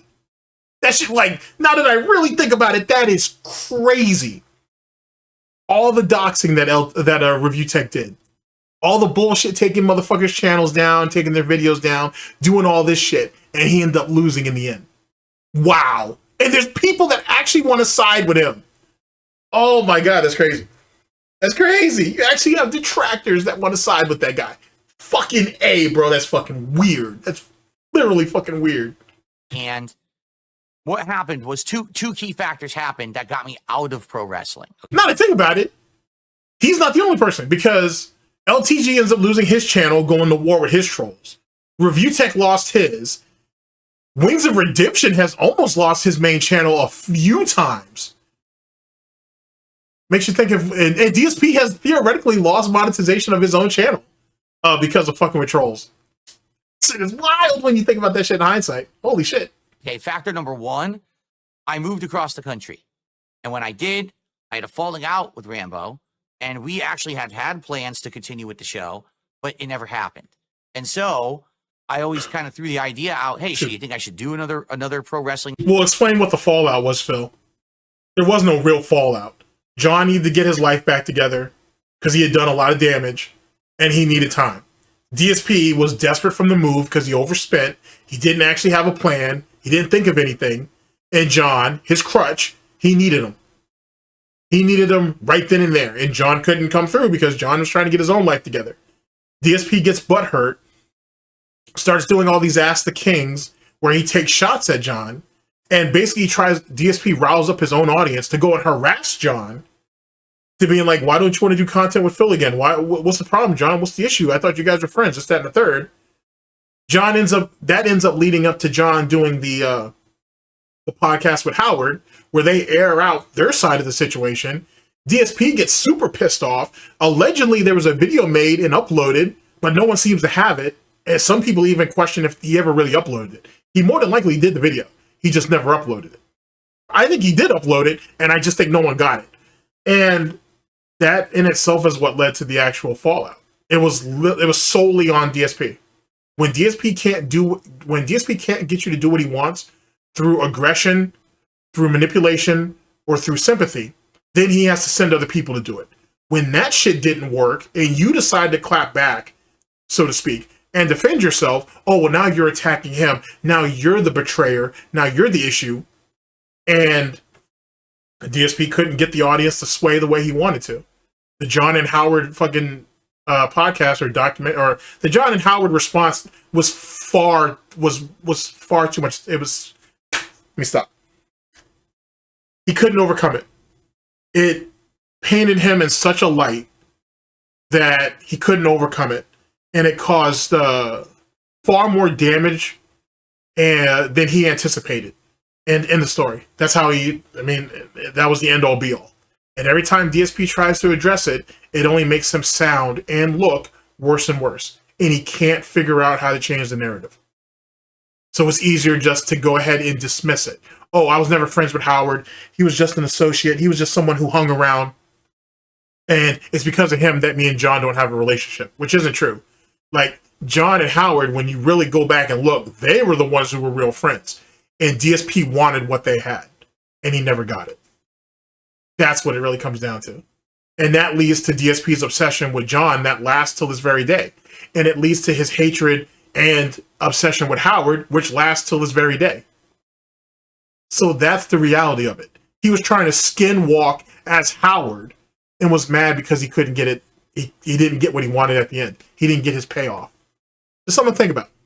Show with someone, any idea. And at the time, now this was 10 years ago, people were like, if it ain't with Rambo, then just never do it because it wouldn't be appropriate. Okay. But it's been 10 years. 10 years have passed. Things are very different. I'm a different person. The world is a very different person now. You're not. You haven't changed not a bit. You haven't changed not a bit. The content's still trash. Your setup's still trash. You're still a trash person. Nothing's changed. All right. The world is a very different person now. Of course it is. The world is a very different place now. Excuse me. How would you know when you only leave your house once a week? And that's if you even do that. Well, he has to because he gets to go and get his haircut at Twirls and Curls or whatever the fuck it's called. But outside of that, how do you know how the world's actually changed? You don't even keep up with news. You know what I'm saying? Like, if you actually listen to any of those DSP politics shits, they're regurgitation of shit you can find on Twitter. Take 10 minutes to look on Twitter and you can find everything that he said. I don't even think he watches local news. He damn sure don't watch national news. Something about.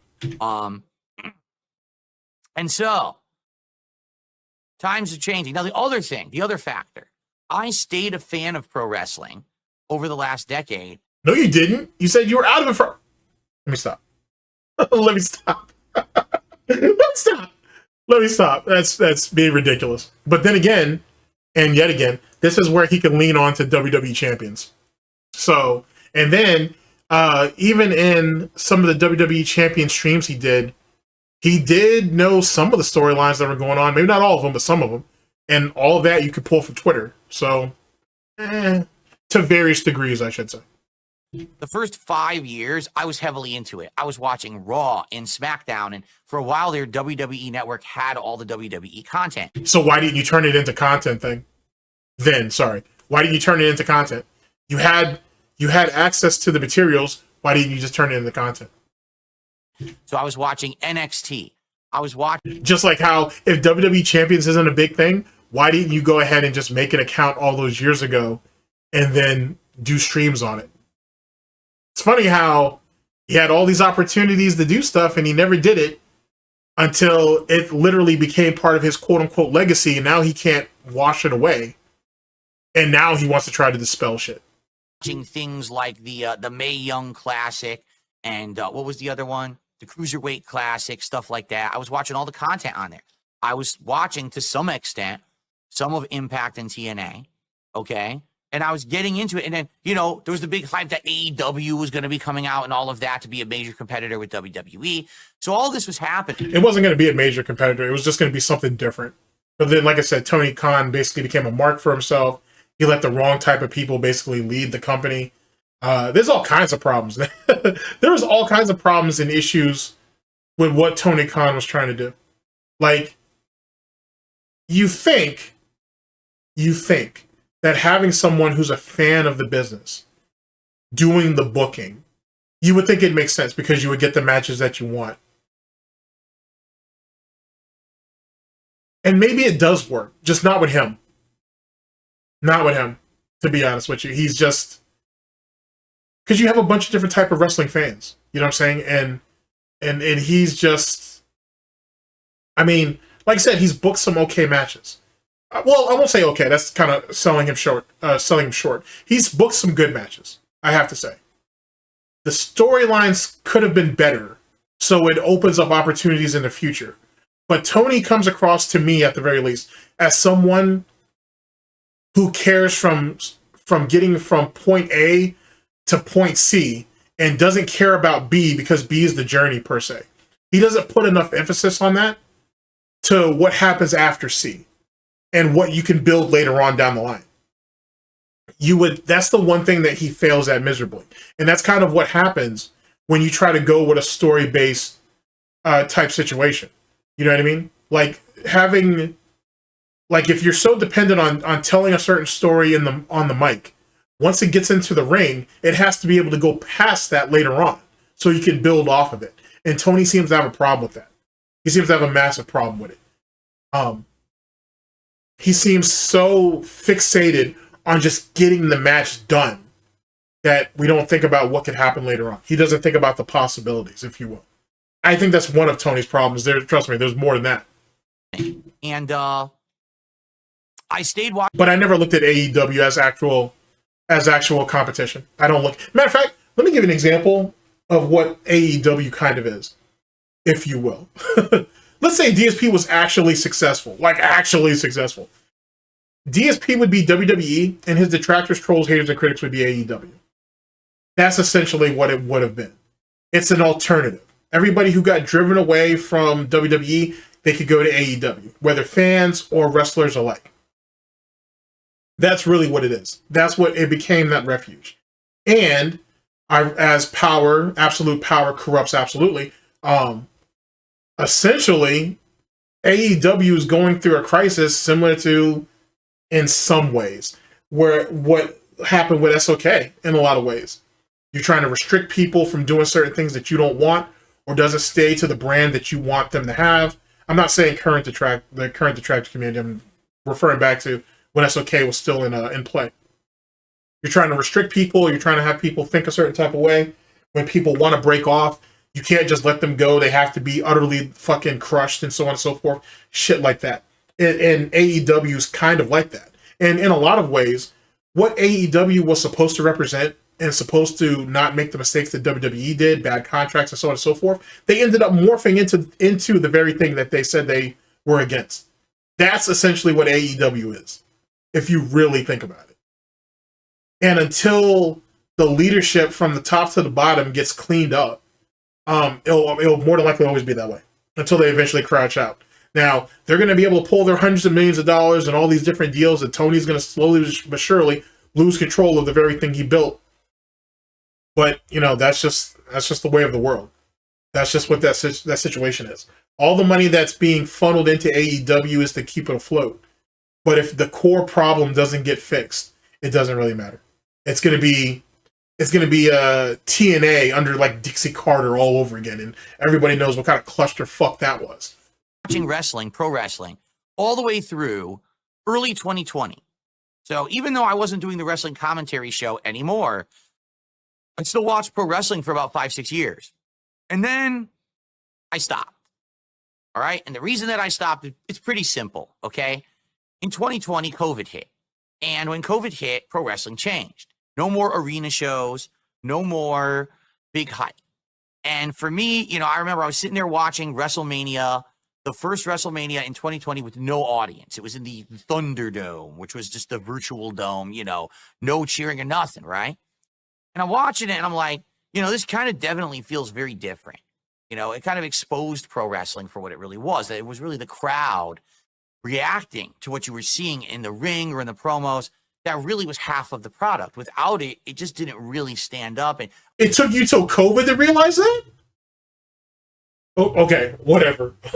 Whatever. If you've watched any documentaries that talk about the territory days, right? You know that the audience is what it is. Like, you know what I'm saying? Like, if you don't have an audience that loves you, hates you, or is neutral, then you have nothing. You can have all the talent in the world. If you don't have people that are real, if you can't get a reaction out of people, if you can't drum up some type of emotion, some type of feeling out of people, you've got nothing. Like, this is wrestling 101. You know what I mean? So it took this idiot, who supposedly is a lifelong wrestling fan, to realize when COVID happened that the audience was a critical part of the actual program, the part of the product. Let me stop. I'm not going to stop dunking on this poser, but let me stop. Jesus Christ. a lot of people say that was the dark ages of wrestling. I have to kind of agree. Not necessarily that it was their fault, but if anything, it shows that it is that real social part of wrestling, that the fan reactions immediately that You mean the human aspect? That's what you should have said, since you like using human so goddamn much. Look at his stubby little hooves. It's a great screenshot. Stubby little hooves. makes it hype. Just like a sport. Imagine how a sporting event in an empty arena. You think anyone would care about a major NBA game if no one was there to cheer or watch? People did during. Well, see, you're an idiot, so you don't know this. But during COVID, like, most NBA arenas were fucking were empty and shit, and I still watched anyway. And whatnot. It didn't really change too much. Yeah, I mean, hearing the audience feedback and everything is still a thing, but it really made the players have to really kind of push harder. They had to support each other, if you will. Whereas in wrestling, it's really like a mano type thing, unless you're in a tag team match or whatever. So, but people still follow the NBA, and most people don't say it's the dark ages. I mean, truth be told, people look at the dark ages now with the nonsense that LeBron and the Lakers are doing and shit. That's we're really in the dark ages now, or the cupcake era, as people like to call it. So when that happened, I tuned out. I just didn't care anymore. And the other thing was that it had become such an investment of time for me to watch Raw and SmackDown, which at that point, I think Raw was like a 3-hour show. SmackDown was a 2-hour show. When both of them are too damn long. They're like, you know what I'm saying? Raw should have never... Raw being 2 hours would make sense. SmackDown being an hour makes sense. Like, getting into these 3-hour scopes or whatever didn't make any sense whatsoever, but they were trying to get as many people onto the program as possible, as well as trying to put a chokehold on all the other different wrestling programs that were out there, their opposition, if you will. And it didn't work. And Vince knew that. And so why he continued to do it made no damn sense.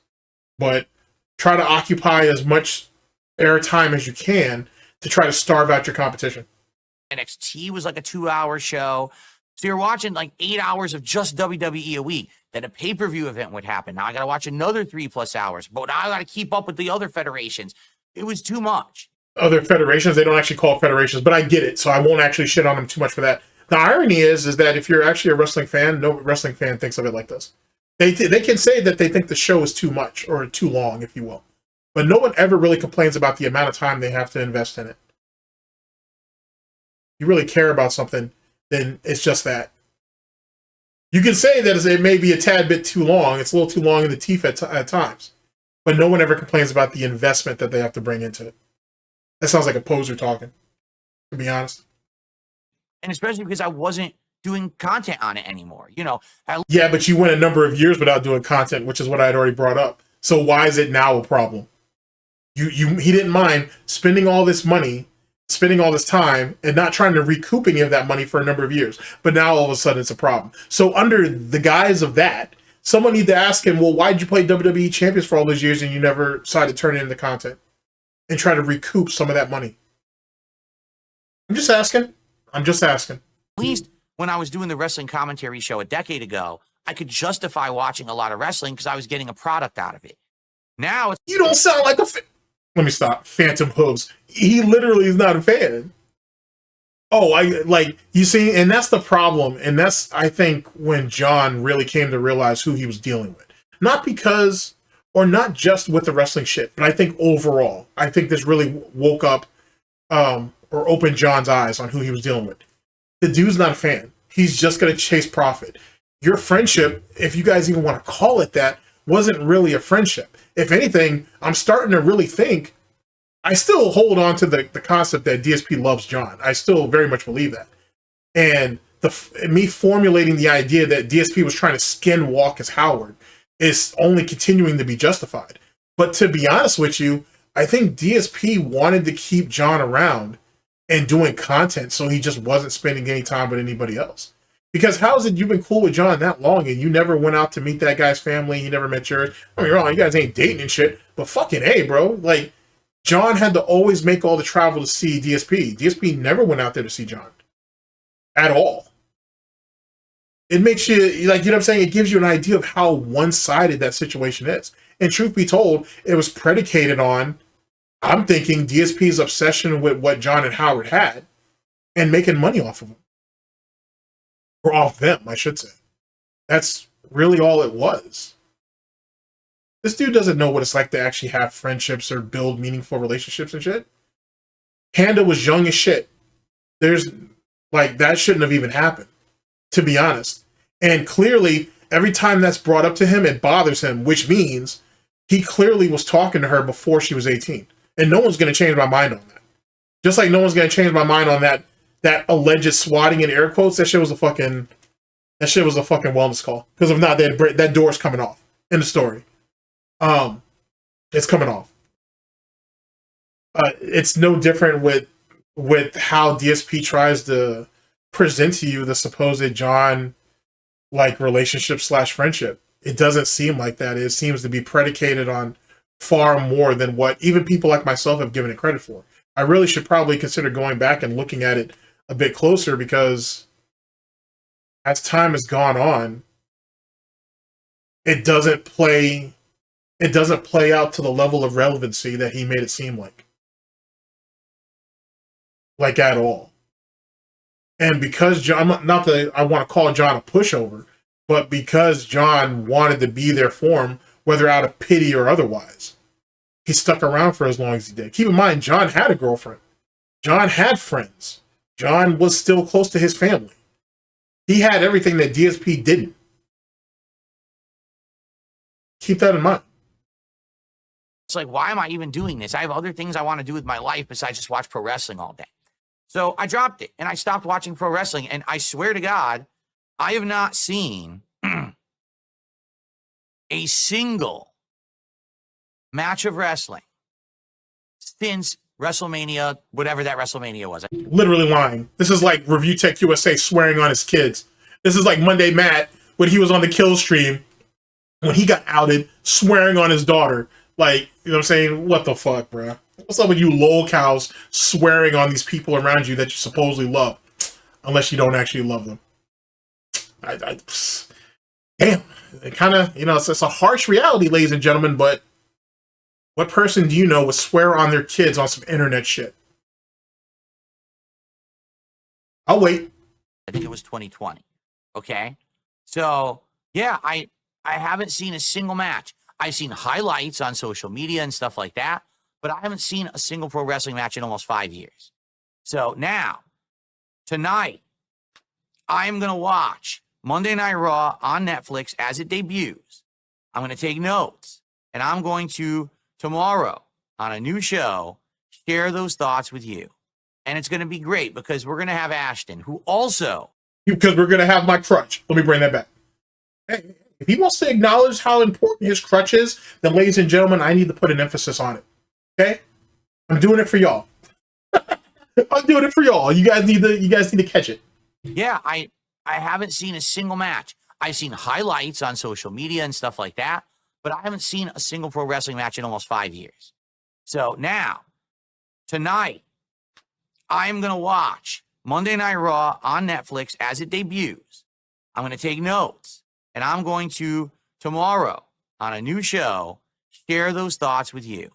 And it's going to be great because we're going to have Ashton, who also is a longtime fan of pro wrestling, who has not been disconnected from pro wrestling. Well, then you're not. If you've disconnected yourself, then you're not a longtime fan. First and foremost. Secondly, and this is most importantly, Ashton's going to outshine you in every way see fit because of your own ignorance, and you don't see it, but you realize it on some type of level. Hence the reason why you need him.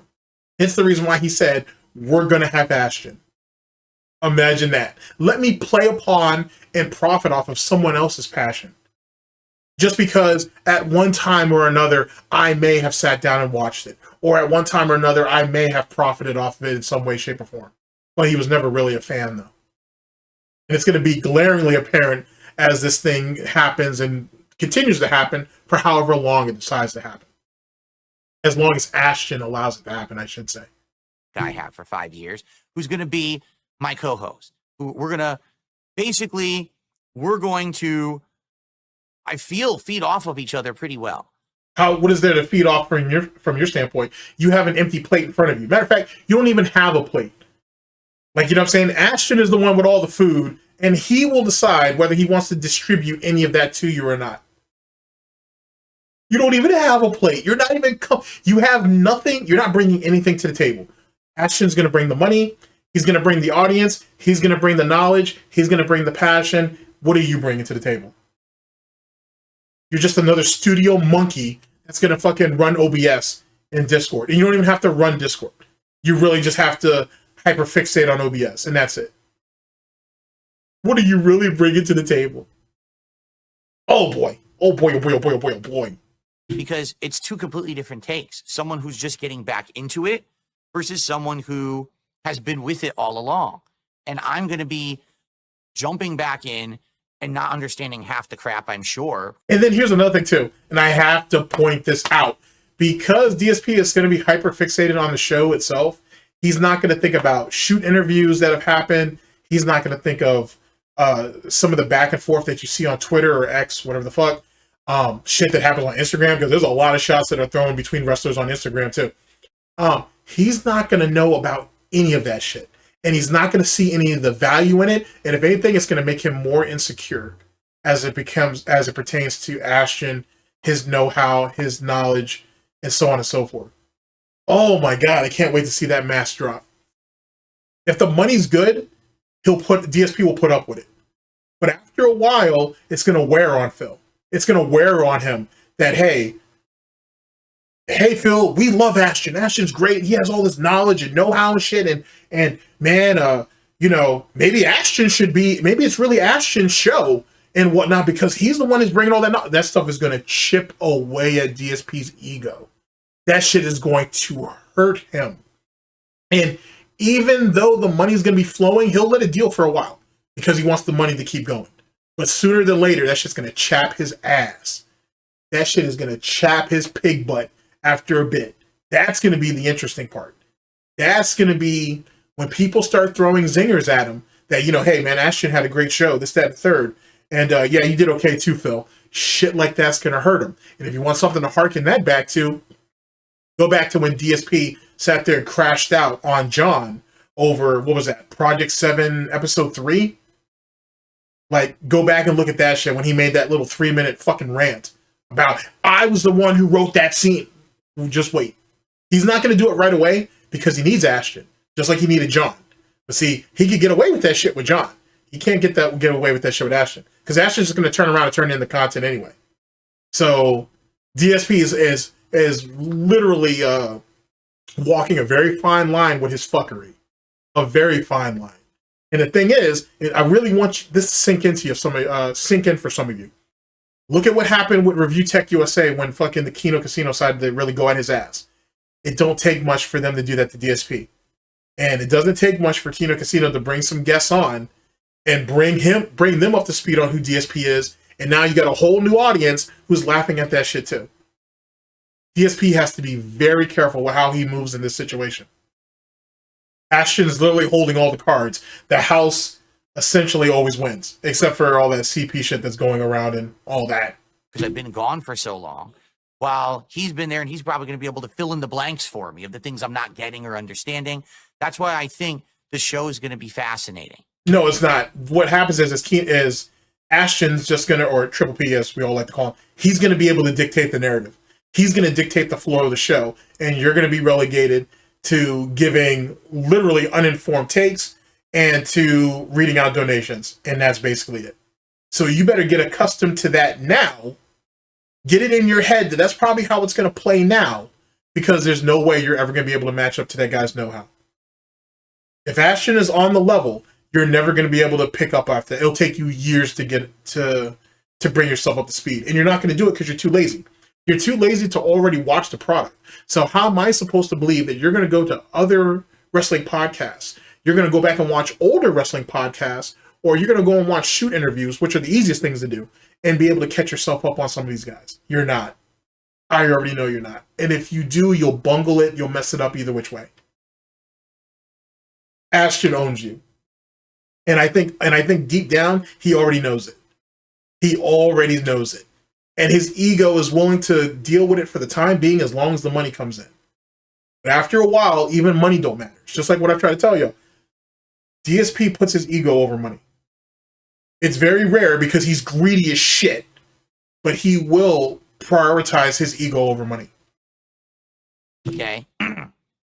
So, ladies and gentlemen, tomorrow, January 7th of 2025, the official relaunch.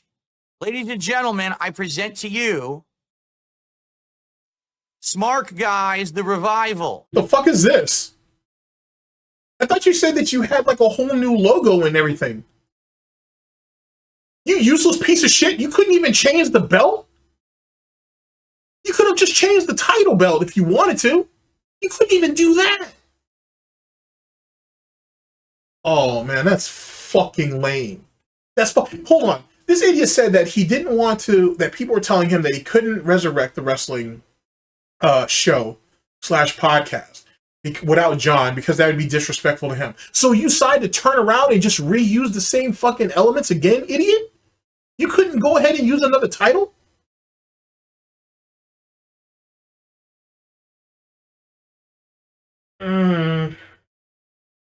Alright. Whatever. This is no different than that one pop-up that he had for donations where John, well, first it was Howard. I think Howard was blurred out at first. And now I think it's John and Howard are blurred out when they're running across the fucking screen and shit. Or when they did the turn for the Project 7 intro with the fire in the background shit. This is no different.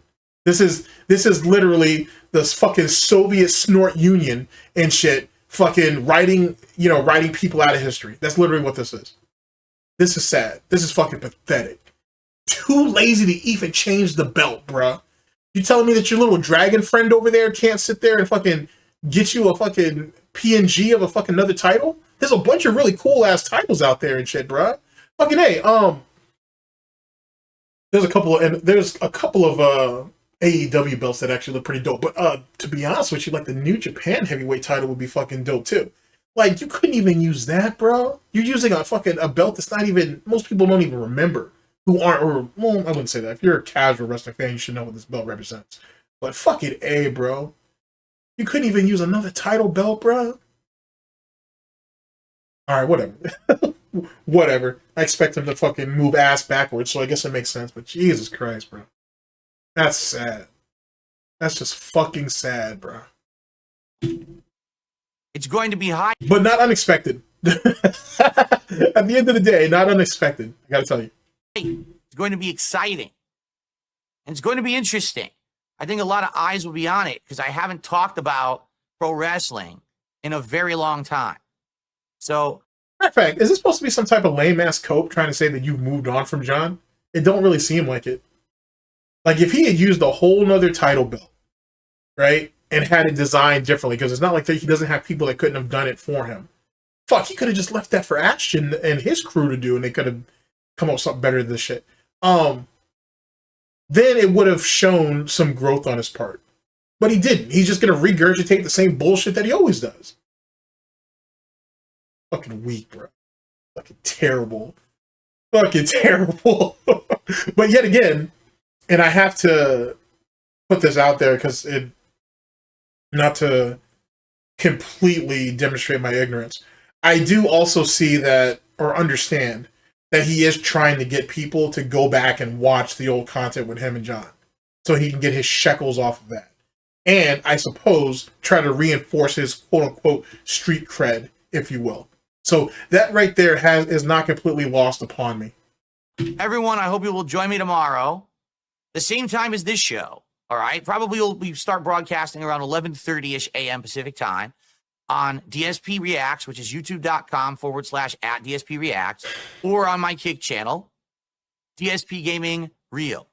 And I hope that you guys will join me, and we're going to have a good time with it. Now, it's only going to cover Monday Night Raw, but dependent on how well it goes, dependent on how, how people like the show, this will then determine what kind of content, how we cover it in the future. Will we actually cover more or less wrestling? Will it be more federations, less federations? Will it just be Monday Night Raw? Will it also include SmackDown? Will it be the pay-per-views? They call it wrestling promotions, by the way, Phil. They don't call it federations anymore. I'll give you, I hate doing this, but I'll give you somewhat points on that. But they don't call it federations anymore, my guy. How many times we got to tell you this, old man? I literally just found out that I have AEW on HBO Max. Well, it's just Max now, right? AEW just got added. I didn't even know that. So now... So are you going to take some time to watch it just in case you decide to do a show on it in the future? Nope. That I know that, maybe we could watch some AEW and comment on that. All right? But just to forewarn you, we can't show any footage. YouTube is so strict about... Look at him crying about him. He can't be hip-holed. He doesn't have an additional crutch on top of Ashton. Look at him crying about that shit. Why are you continuing to put emphasis on that? Let it go. Let it go. Wrestling, if you show any WWE footage whatsoever, you get copyright smacked. And we're doing the show so you can watch it. We don't want to do the show and have it be hidden forever. We want people to be able to watch the goddamn show. All right? So we can't show you any footage. We can't even show a screen grab of the goddamn stuff because YouTube is such a stickler for content when it comes to copyright and WWE. So tomorrow will be a good litmus test, I feel, for if this kind of content can work. Now that I think about it, is that probably the reason why he didn't change the title belt? Because if he did it something a bit more updated, he thinks that WWE was smacking for it? I wonder. I honestly wonder. Now that I think about it, if he had to choose a belt, he should probably choose Edge's title, to be honest with you. Or he could even... See, this is me showing how much of an entrepreneur I am. He really should just get John Cena's belt, and then they could have put both of the PNGs of their face in there while it's spinning in the middle. They could have done... I'm not giving this asshole no more ideas. But they could have done that. Something better than this. 2025, all right? Will we be reading contributions during the show? Yes. Yes, we will. I'll be accepting contributions on YouTube. I'll be accepting contributions on Kick. And ladies and gentlemen... That's not the question he asked you. He asked you, would you be reading them during the show? Not if you're accepting contributions. That's two separate things. It's a 50-50 split. It's a fair, even, Steven. Oh, shit. I almost choked on my tea. Goddamn. Holy shit. Oh, man. It's this green gout tea with cherry. Fucking fantastic, man. SnortBucks doesn't fail. What? Okay, so hold on. Let me bring this back. Damn, you're choked my tea. All right, so we're having a 50-50 cut. Let's hear this. Tomorrow will be a good litmus test, I feel, for if this kind of content can work in 2025. All right? Will we be reading contributions during the show? Yes. Yes, we will. I'll be accepting contributions on YouTube. I'll be accepting contributions on Kick. And ladies and gentlemen, it's a 50-50 split. It's a fair, even, Steven deal.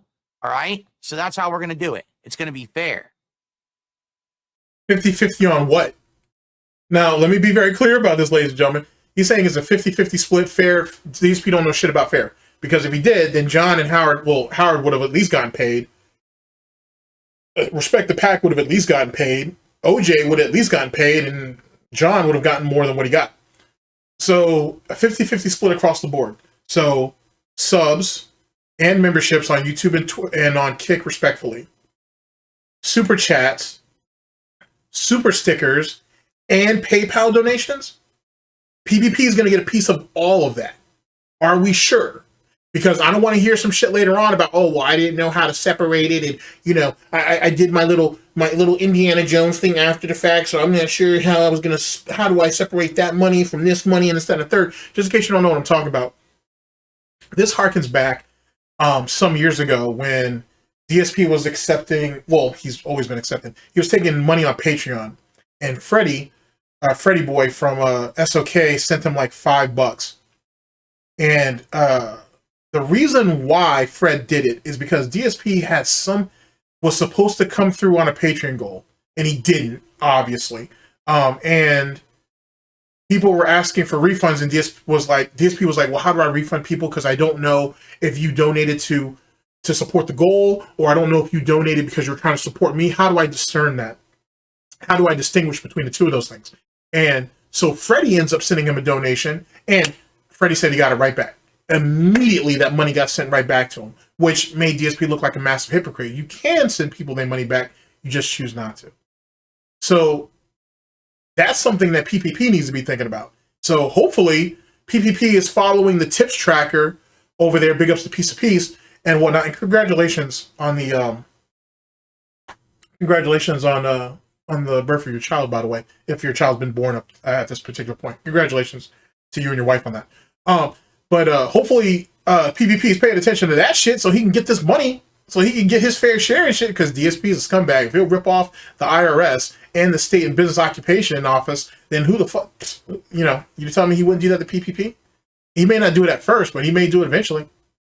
So it makes me wonder, is that the reason why we don't want to do a deflation or a debriefing or a decompression stream after this wrestling podcast? Is that the reason why we have to go into gameplay? Because if we get money during the gameplay stuff, hey man, that didn't have anything to do with wrestling. So, you know, if I take whatever little money I get from the gameplay and maybe I pull a little bit more extra money out of the wrestling stuff, how can I distinguish the two?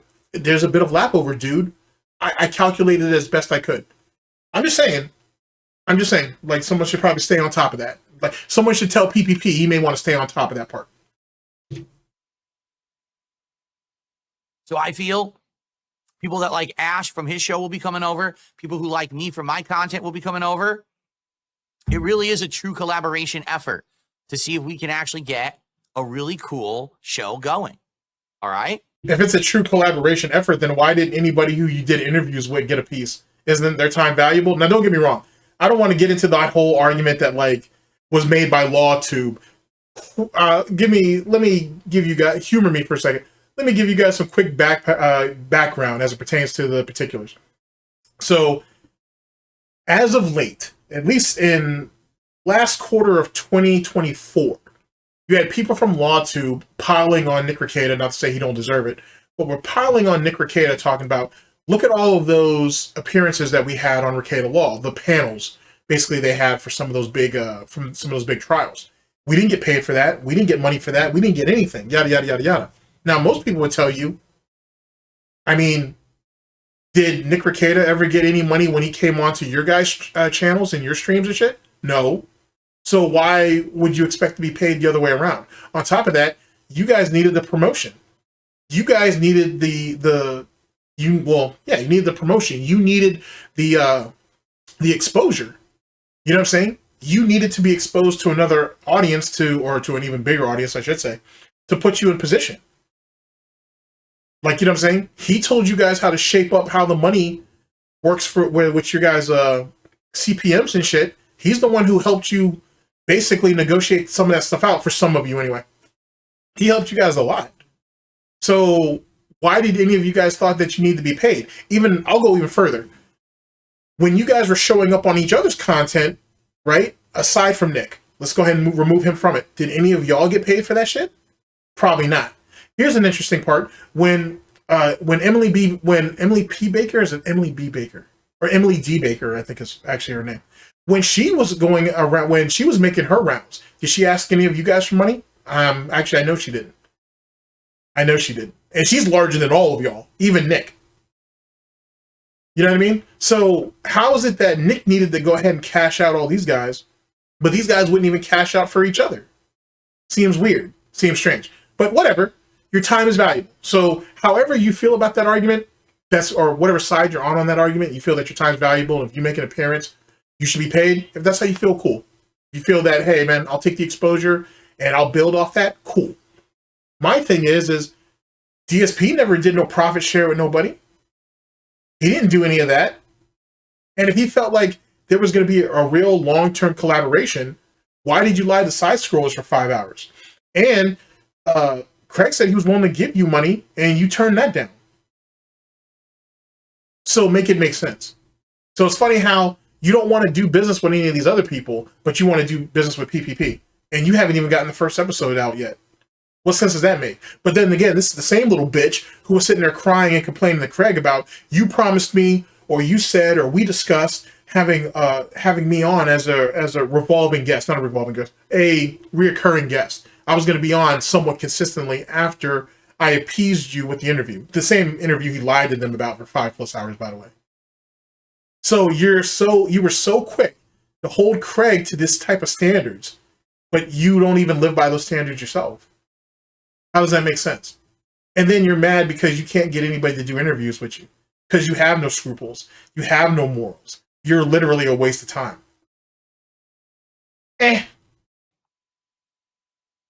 It's time. It's been a decade, man. It's been a freaking decade. It is time to bring this content back and see how it goes. All right. I'm excited for it because I haven't done it in so long. It's something so cool and different.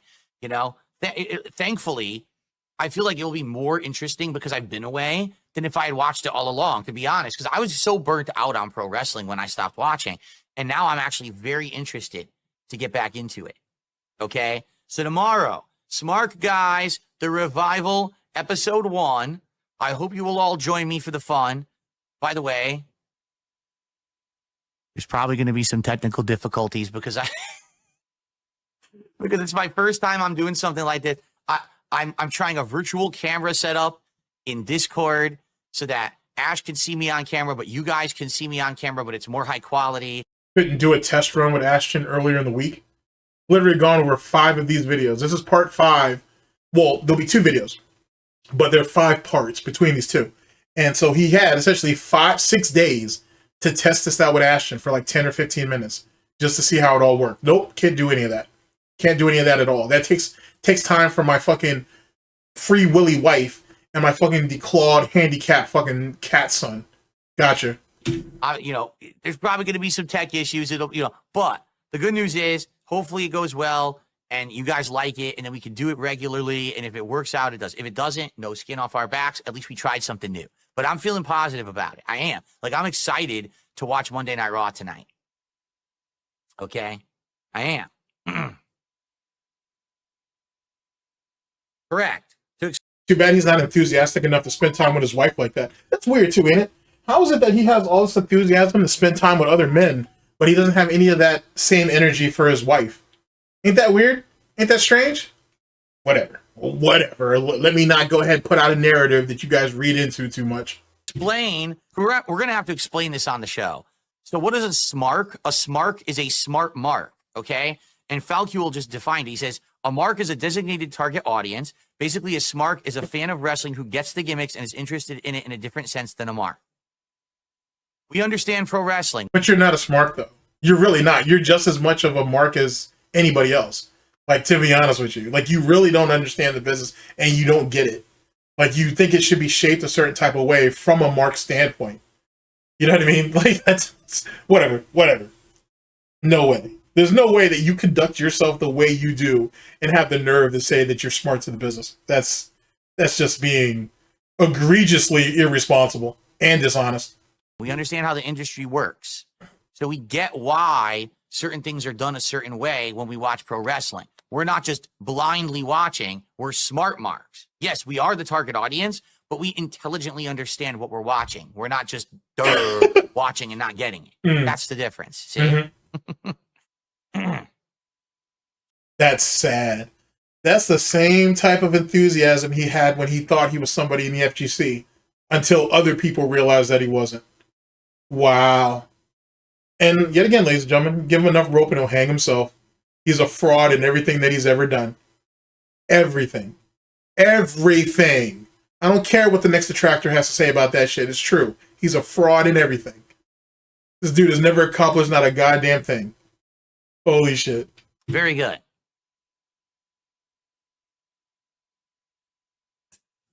Okay, so that's tomorrow. I hope you guys are excited. All right, spread the word. Oh, so I should say this. If you are not yet, subscribe to DSP Reacts. Follow or subscribe over, well, not subscribe, but I think it's following over on the Kick channel, DSP Gaming Real. You want to be able to talk, right? You want to talk and chat? If you want to talk and chat, you have to be doing that for 24 hours. So get on there, you know. Still hold to the opinion that he would cover far more ground if he was on Twitch. That's just me. He'd follow far more ground if he was on Twitch. Because theoretically, him being on Kick, he's never going to be independent of Kino Casino. He's always going to be a parasite, a leech, whatever the fuck you want to call it. He will always be that to them. You know what I'm saying? They don't have any ground on Twitch. So realistically, it should be there. But I think DSP is so desperate and so scared to keep the money in the same ecosystem that he's not brave enough to travel outside of it. Which explains why he fails the way he does. As soon as possible so that you could be able to interact with the show. All right? He may have failed upwards for a time, but at the end of the day, failing is still failing. Right? And yes, it's on the React channel. It doesn't make sense to do it on a gaming channel. I have a React channel. I might as well have it over there and see how it goes. That's actually even more contradicting because the irony of that is his gaming channel isn't worth a damn and he realizes it. So he believes that the only way it could get any real exposure is by being on the reaction channel. Imagine that. Imagine that you have your main channel is what? 6-7 times the size of this reaction channel or whatever the case may be, and you still choose the smaller channel because you don't have any faith or trust in your main one because you fucked it up so bad. That's hilarious. Got 200,000 plus subs and shit and wants to go to a channel that has what? 30,000, maybe 30,000 plus, maybe? Okay. All right. That will be exciting tomorrow. I'm very happy that I'm trying something new and different. And obviously, thank you to Ashton for doing it. Yes, thank him for being the crutch. Thank you for him doing all of the hard work and the heavy lifting while you just coast. Yeah, you should probably get that out of the way now so people know it. You know, I think originally it was kind of his idea. He came up with it, and then we talked about it for months behind the scenes to make it happen. And it's just something cool to do, something that makes sense, right? Something interesting. Okay. So not only did he come up with the idea, and he's the driving force behind it. The whole show is predicated and dependent on Ashton, or Triple P as we like to call him. Wow, Phil. Can't come up with an original idea to save your own self. That's amazing. Yeah. But then that also speaks to the dynamic of what, between Kino Casino and DSP. You have two people that are just, or two groups of people, I should say, just using each other. That's all it is. But DSP is so desperate that he tries to spin it as if it's a friendship. You know what I'm saying? Like there's some real camaraderie, and it's not. It's just business to those people. That's all you are. You're the biggest loyal cow out there. You're probably, well, not the biggest, but yeah, he's one of the biggest.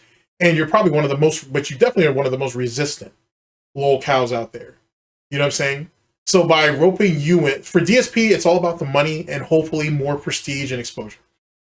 For Kino Casino, you're literally Gouty Moby Dick. You're the one that no one could really rope in, and they can consistently make money off of you.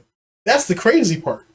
That is legitimately the crazy part. And now, in hindsight, it makes me wonder, or it makes me think, maybe Craig and Side Scrollers never had any idea, or never actually were going to bring him on their show consistently, right?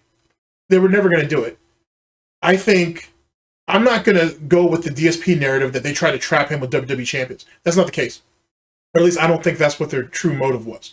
But I do think he had enough baggage, he had enough dirty laundry, he had enough garbage behind him that even if they were going to dispel it, it would only prove to their audience that he wasn't worth the trouble. To just let him go. And I think somewhere down the line, someone told DSP that hey, you going up there really exposed how the internet perceives you, and they may have never really have given you a chance because you're a toxic asset. You're compromised goods. You know what I mean? You're diminishing. You represent diminishing value. No one wants to be around that. And I think that's what bothers him more than anything, because he had a lot riding on that side scroller thing. He really, really had a lot riding on that. He needed them, to build his social media profile back up, and he also needed them to legitimize him in gaming. And he got neither. Something to think about.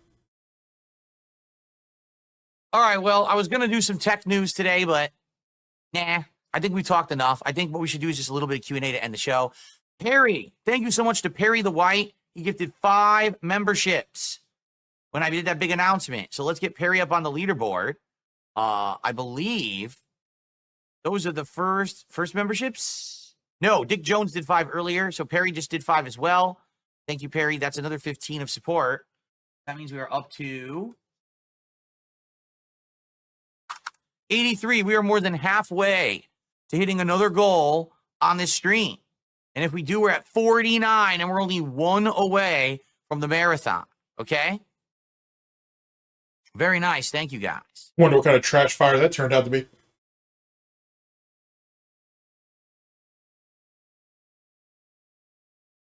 Okay.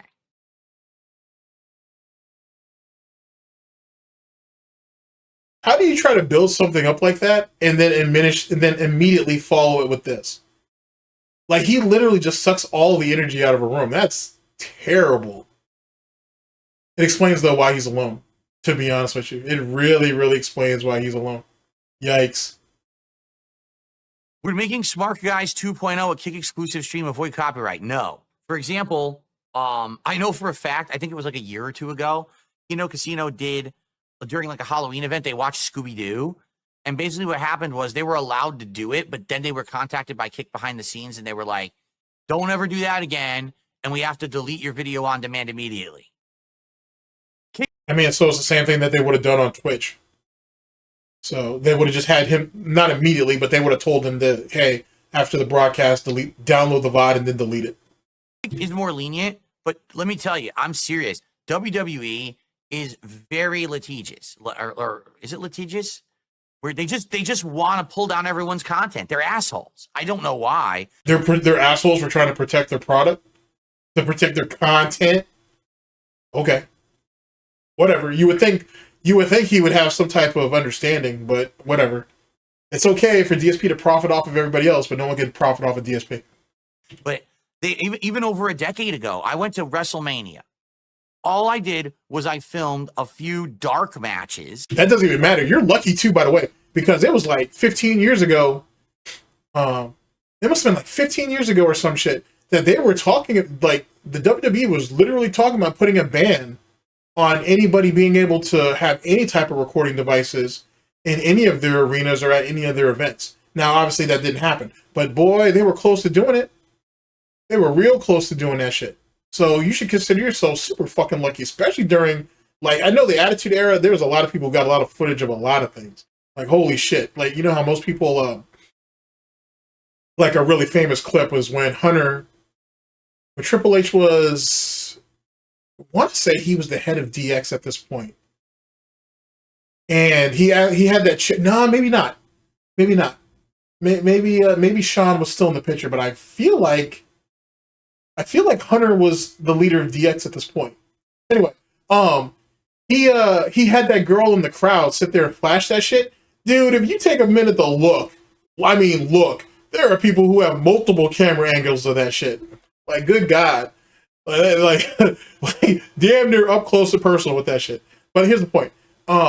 He's very lucky that, the WWE never ended up doing that. He's very lucky they didn't do it. I mean, in truth, it wouldn't have really helped the WWE to do that anyway. It was a bit overboard, to be honest with you. If the fans don't have any freedom, the fans don't show up. So. That weren't even in. And if truth be told, the dark ages of the WWE, at least for me, was like those early years of fucking the PG era. PG era shit. Like, I really can't stand behind that shit. I really can't. Holy shit. Like, a lot of that was just really, really bad. The ring from WrestleMania, but were filmed somewhere else. and then I filmed the intros of wrestlers coming into the ring. They took all that content down and gave me copyright strike. As they should. The music was copyrighted no matter what. And just because it's your footage doesn't mean that it wasn't subjected to some type of litigation. Or what, or at least copyright at the very least. So, like, all that shit deserved to get hit, to be honest with you. Wow, you just don't allow anything. They don't allow any footage at all. They just don't want anyone filming and putting their content up. So good Lord, if you try to show any of their stuff and comment over it, it's like, forget it. I don't know how these channels do it, because I've seen channels on YouTube that do a few things. I don't know how they pull it off. I'm not messing with it. Really, it's just too much of a liability to have my channel get hit with copyright strikes because the people are being assholes. Why? It's going on a dead channel anyway, so who gives a shit? Whatever. Protect what little you have, I guess.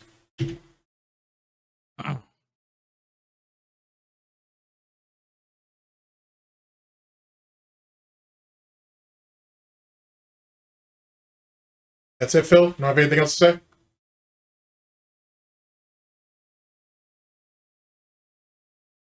Do you have to move your head while you're reading? I just noticed that. Okay. Well, anyway, guys, we got about 15 minutes left to hang out before I start with Stalker 2. If anyone has any topics they'd like to discuss, please tag me in the chat. Thank you for the early support. Really awesome and appreciated. More than halfway to the goal before we started the game is awesome. So thanks for that. JDTV says, I respectfully disagree regarding when wrestling changed. I believe it had the biggest changes after the passing of Chris Benoit. I mean, wrestling had a lot of different changes in eras, like the Attitude Era when that ended. And you're right. Then during that era, basically right after that, they started with the whole idea that they wanted to go PG. There's been a lot of different sweeping changes in the pro wrestling arena. So.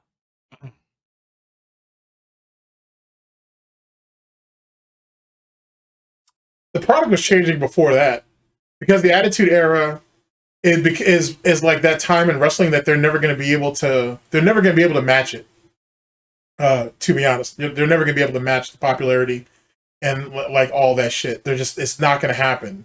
Like sales and everything like that. They can raise the prices on everything, but the type of money that was being thrown around during the Attitude Era and the type of money people were making, especially off of merch and shit, you can't match that shit. On top of that, I mean, guys really got hurt. Like, guys really got fucked up. And some of that shit has some long-term issues to it. Another problem that they still face to this day, and a lot of wrestling organizations do, is you have a lot of these young guys coming into the business trying to pull off shit that you see in video games. And that's why you have so many botches. And don't be wrong, you're always going to have botches. You're always going to have mess-ups. That shit happens. That's why the product looks so much more staged or telegraphed or whatever it is. Because all these dudes are trying to do shit when the shit that they see in video games or whatever. Like, one of the things that really stands out to me, it's one of my favorite finishers, is fucking the Canadian Destroyer. But I own the version of it that I like is the one who came up with it, which was that P.D. Williams, I think his name is. I like his version of the Canadian Destroyer. Like, all this other shit where dudes are doing that shit off the top rope and shit, that's just like, whoa. You know what I mean? And some of it looks kind of sloppy at times or whatever. There's a guy in AAA who has a pretty dope variation of it, but that shit looks incredibly fucking dangerous. Like, I'm surprised he ain't killed nobody yet. But it's like shit like that. Just people like overusing shit. You know what I mean? Like, you take a move that's really, really cool and there's, you know, variations of it that you can do and just drive that shit into the goddamn ground. You know what I mean? Like, I really, really despise that. I will say, one move that I don't see most people go for, and I'm kind of appreciative of it, is AJ Styles' finisher off the top rope. What the hell was that called? That one splat, that like it's like a tilt-a-whirl world splash that he does off the top rope. That shit is so fucking fire. And you don't see a lot of guys try to pull that. And for various reasons, because the fucking margin for error is not pretty. Especially the way you land on people at times. Like, God, dog, that's just fucking yeesh. But I'm really glad that you don't see that shit get overused. I can think of a couple other moves too, but... In fact, let me look up what the name of that is. Let me let this go and I'll take a look real fast. I know I heard this, that apparently Hulk Hogan is going to be on Monday Night Raw tonight shilling his new beer. That he has a line of beer. And he's going to be trying to promote it. Wow.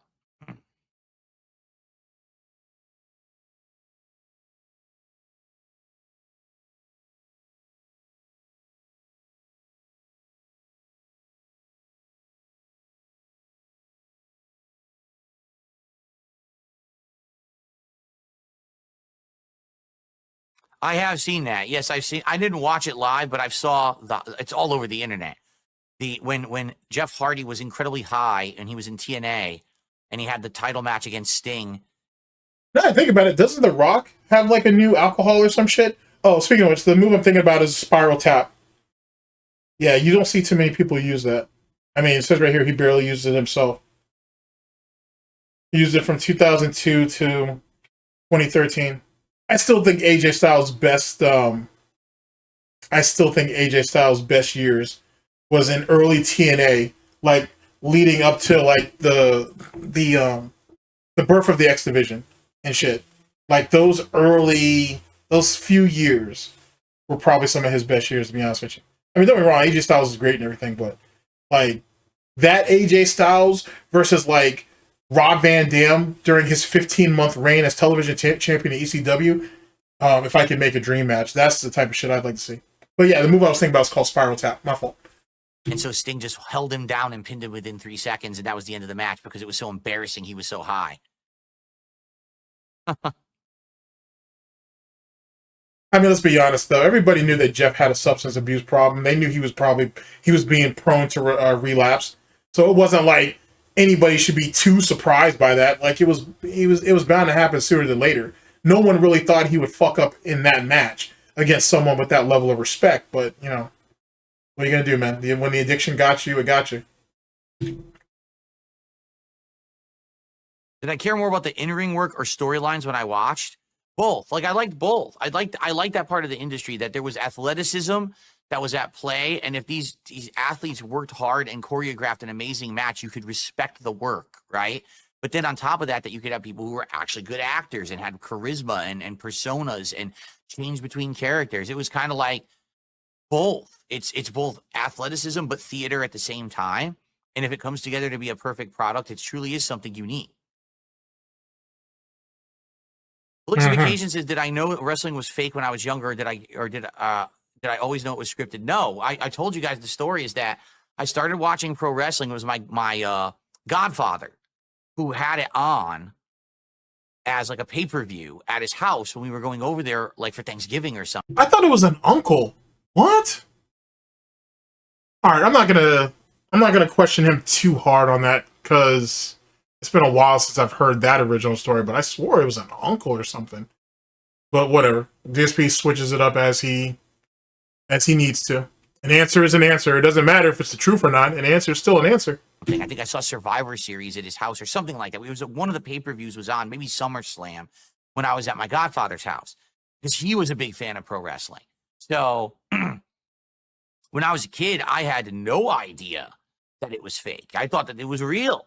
You know, it wasn't until much later, probably the 90s, when I realized that pro wrestling was fake. When in the 90s? Because remember, you missed the whole Attitude Era. So when in the 90s exactly? All right, we'll wait. Yeah, I've never seen any of the Dark Side of the Ring documentaries. I've heard of them, but I've never seen a single one. They're pretty good.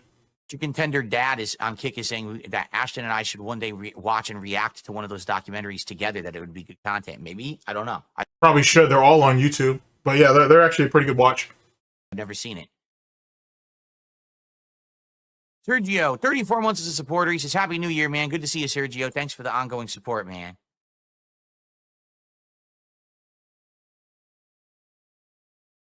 Did I like The Godfather? I mean, The Godfather was Papa Shango. I knew him as Papa Shango before his other characters. Remember, he was in the Nation of Domination. I forgot what his name was when he was part of that group too. But you know, that the Attitude Era, having these cartoonish characters, and that's what I mean. The Godfather was like this really cartoonish character that people liked because he was so larger than life. He was a pimp, Phil. He was a pimp, Phil. But all right, now, whatever. Hypnotic Jinx, we could always talk. If you email me, we could talk about that. You know, if you were willing to help out when you were here, just shoot me an email, darksydephil@hotmail.com. We could talk about it.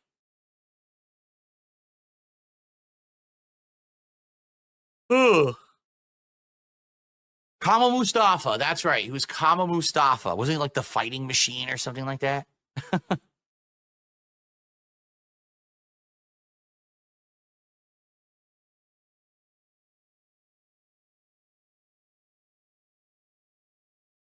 What's my favorite retro wrestling game? I mean, the only retro wrestling game I ever played was like wrestling on Atari. Seriously, I had that. And then I never played anything on NES. I never played anything on Super Nintendo. I never played anything on N64. Probably PS2 era, the early SmackDown games, like Here Comes the Pain and stuff like that. Those are the ones that I played. So probably those. Wait, so you didn't play WCW versus NWO? You didn't play WrestleMania 2000? You didn't play... Oh wow, man, you missed a lot. All right, all right then. Like what the fuck, bro? You missed out on a lot. Shit.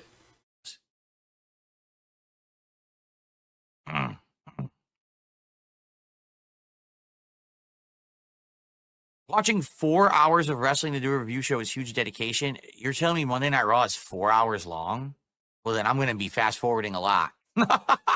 I'm not watching 4 hours. You know I'm going to skip. There's your lifetime wrestling fan, ladies and gentlemen. Take it all in. The commercials. I'm not going to watch the commercials and shit.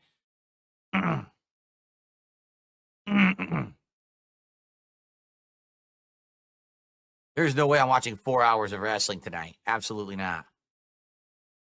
Is it seriously 4 hours? That's insane. They've never done a 4-hour show before. Yeah, like you have something better to do, right?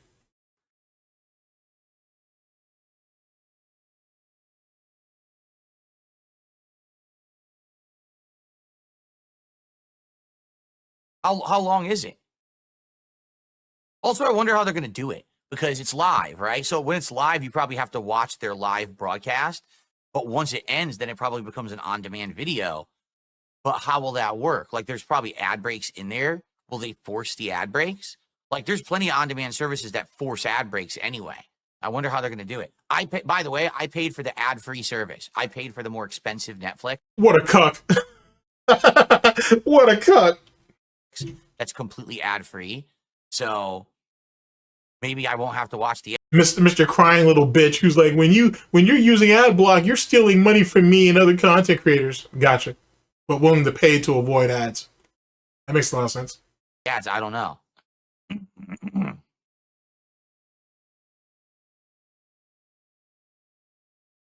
Oh, there's absolutely no way I'm watching 3.5 hours. I'm skimming through that shit. You know, I'm going to watch all the important stuff, all the big stuff. 3.5 hours is nuts. They're out of their fucking minds. You think any normal person is going to sit there for 4 hours watching?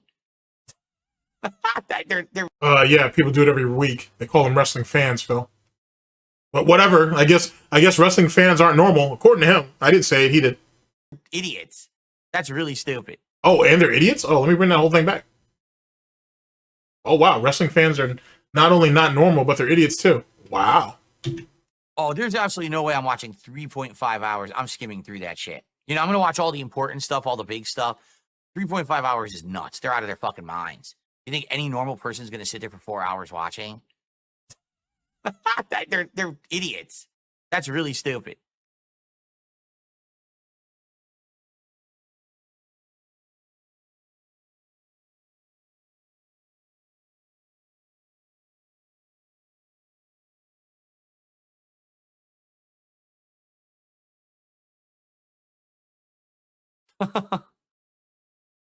Netflix always had ads. Didn't Netflix? Well, wait a minute. Let me think about this. Netflix had... No. Right. Didn't they change it? Didn't they change it and say that Netflix now has a ad-supported service that's discounted, and then they have the fully ad-free? I don't even know. I got the highest tier. I got the highest tier because I wanted to be ad-free. I was not going to watch ads and shit, you know, during normal content. But in this case, I think they're going to force it. I think they're going to force you to watch ads because it's a broadcast that had ads in it. So you're probably going to have to watch the ads no matter what. I guess paying for no ads didn't work out for you, did it there? Womp womp.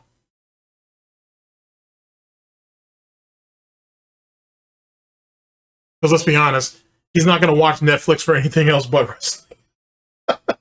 He's not going to buy it for anything else but wrestling, so, you know.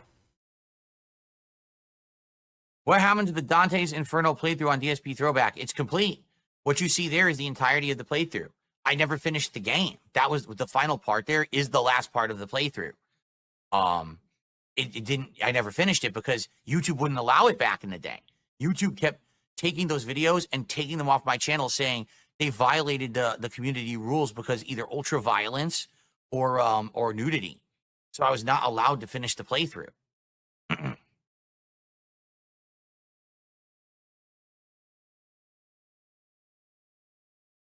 I'm sure he could have finished it. I got the. I'm pretty sure that he could have finished it. They just wouldn't have paid him for it. Highest tier Netflix, whatever it is. So I don't know. I think it supports up to 4K video and shit. But like, I have no idea what resolution Netflix actually would play on my phone. I have no clue. That's it. Actually, oh wait a minute. What do they? How do they film Monday Night Raw now? I mean, this has been years since I watched. Did they actually film it in 4K? Or is wait? Why are you watching? Yet again, I think I pointed this out in the last video. Why are you watching wrestling on your phone? You have all these TVs in the house. You can't watch it on television? Like, you said Cat's going to be in bed, right? So, what do you care? You can't watch it in your office? You can't watch it downstairs? What's the problem? All right, whatever. Is it just like still 1080p fucking fuzzball quality? Is it 60 frames? Is it 30 frames? I have no clue. I haven't seen the product in 5 years. I don't even know what they do anymore. Holy shit.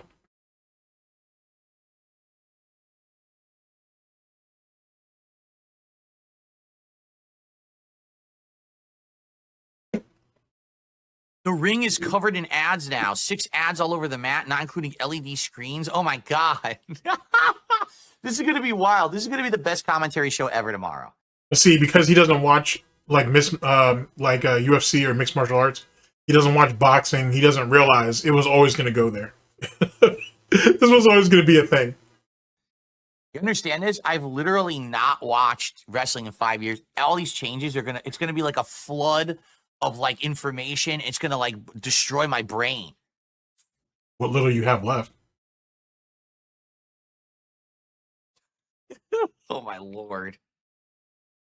The way they work ads on Peacock, they'll go coming up next for premium and stuff like that. So you get an ad. You get an ad or a video package.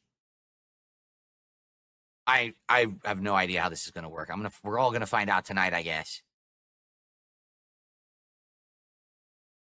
Joshua says he still watches my DSP Street Fighter channel. Well, I'm glad you enjoyed it. You know, for the 1.5 years that I did it, it's sad that Machinima killed it. No, Machinima didn't kill shit. You were greedy. You were stupid. You could have kept that channel going, and you didn't because you were greedy. You were stupid, and then you went sat there. Then you had oversaturated your regular channel and whatnot, which drove subs away, which drove his views down, and it just kind of cascaded from there. Machinima didn't do a damn thing. He could have kept uploading onto that channel his little 2-minute matches or whatever the fuck, and he'd have been fine.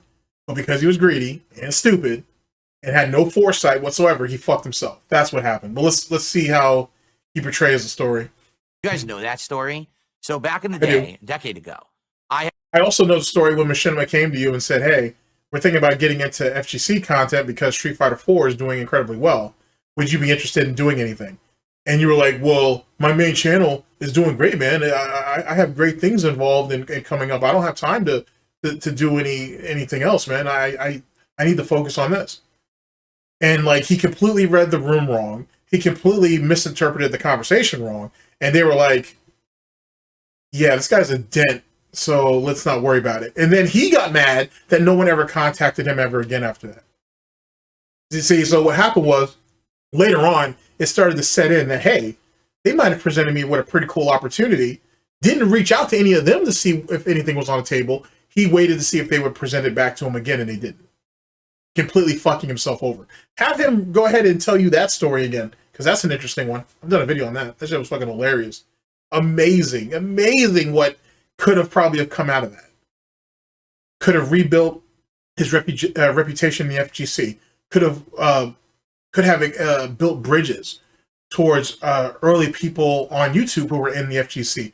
There were so many opportunities that he could have done with Machinima and squandered it because he's a fucking idiot. He's a tool. He's a mark for himself. Had multiple. And now all those people have overlapped him and he's got nothing, scrounging to try to get up to the industry standard, while those guys are actually making real moves, like outside of video games and shit. They're making real shit happen. And look at him crying, complaining about, if it wasn't for these detractors, people would take me seriously and I could have a real impact on the world. Really? Really? Okay. Channels, because I was making so much content, I didn't want to flood one channel with so much. So I Which is exactly what your dumbass ended up doing. Imagine that.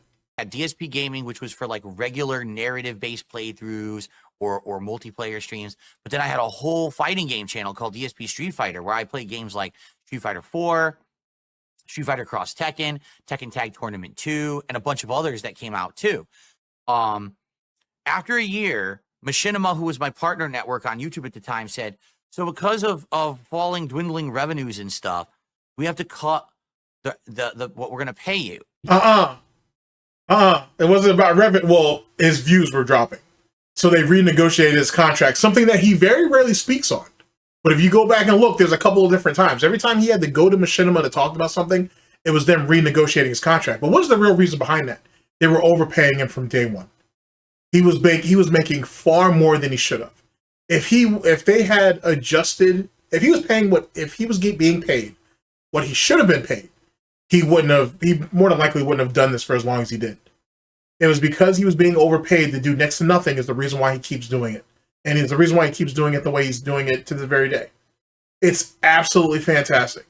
It's absolutely, like, when you look at Phil Burnell's life, it's literally a cascading of fucking mistakes.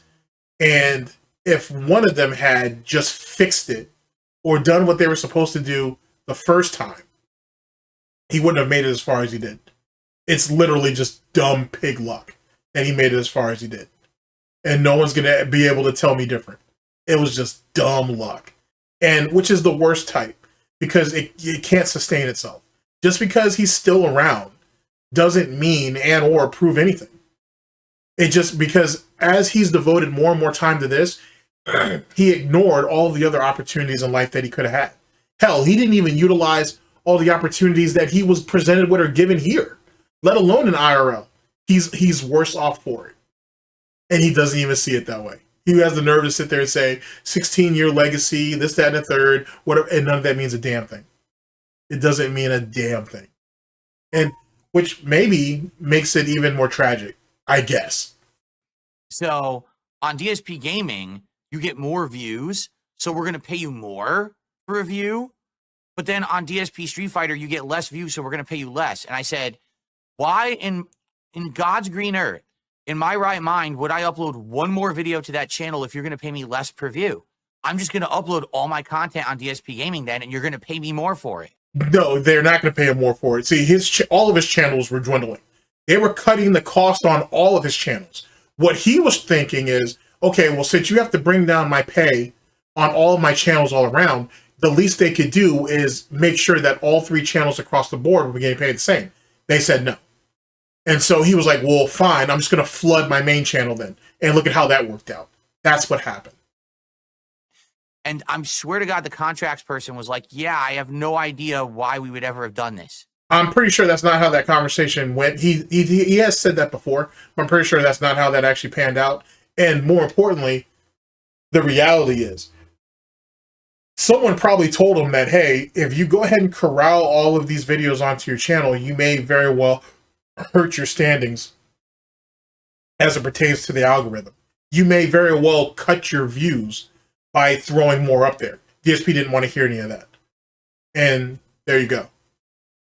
So if you really think about it, and because he's a pathological liar, you can't believe anything that he says anyway. So there's that too. So you have to come at this with a level of practicality. You have three channels. You want to be paid equally across the board. We can't do that because the other two don't have enough muscle to make it happen. Plus, we already cut you on your main channel too. We cut what you made there also. And you say, well, I'm just going to throw everything onto that main channel. They probably told him, well, Phil, we don't think that's a good idea. It's probably better and smarter if you just develop the other two channels. And then the next time your contract is up for renewal, maybe we can give you a better price. He probably said, fuck that, I'm just going to do what I want. And so he did. That's more than likely what actually happened. And because he's a sick little retarded monkey, he thought he was winning. And then There you go. Then when all the false copyright strikes and copyright claims, all that happened, he had screwed himself because he had sat there and put all his dependency on DSP Gaming and King of Hate vlogs at that time that he had nothing else. So once all those views got wiped off the board, it didn't matter. You know what I'm saying? Which, if you really go back and you look at everything that led up to the false copyright claims, it makes sense why it happened the way it happened. And it all goes back to all those renegotiations with Machinima. It's really, really interesting when you think about it. And that's why Machinima went out of business, folks, because they were a bunch of fucking idiots. They were. They were a bunch of fucking idiots by overpaying people. Well, mainly him, to be honest. I mean, don't get me wrong. There were some other people that were overpaid, too. Wings was probably overpaid. There was actually a few guys in the Call of Duty community that were probably overpaid, but because of their views, you could probably justify that here or there. But for all the stragglers, like fucking DSP, nah, he was just burning a hole in their pocket. So yeah, they were fucking idiots. But they're not idiots for the reasons that he makes it out to me. I don't know what else to say.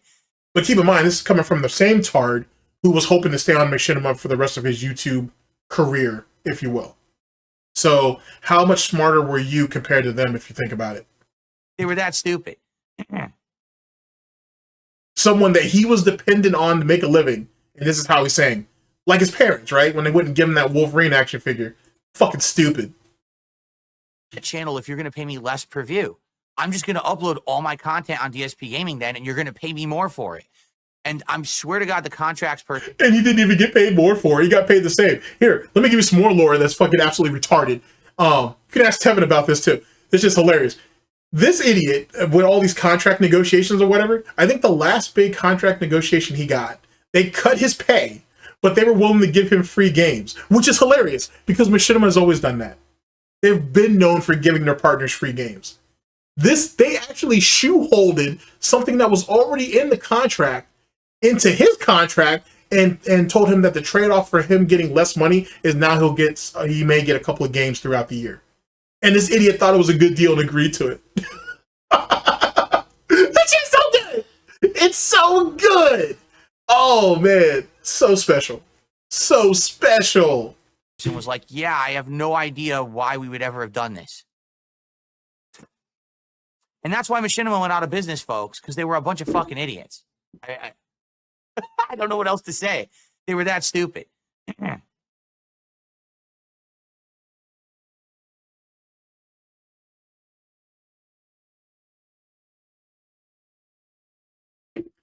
Oh, boy.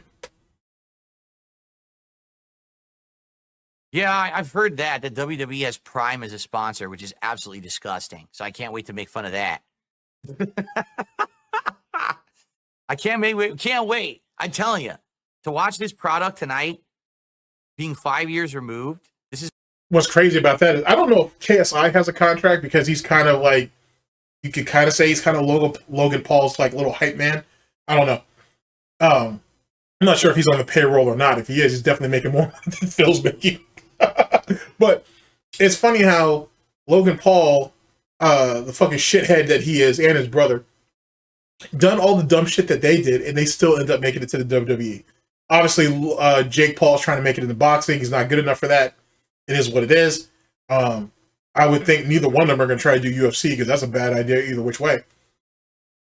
But the point is, they've made it so much farther than he is. He is literally the bump on the log, sitting down, criticizing the business, while Logan Paul is actually up there doing it and making ridiculous money for it and expanding his brand despite the con man that he is and all that bullshit. Where DSP just sits there and just harping away at his just one of the hundreds of thousands of people that have their opinion lost in the shuffle.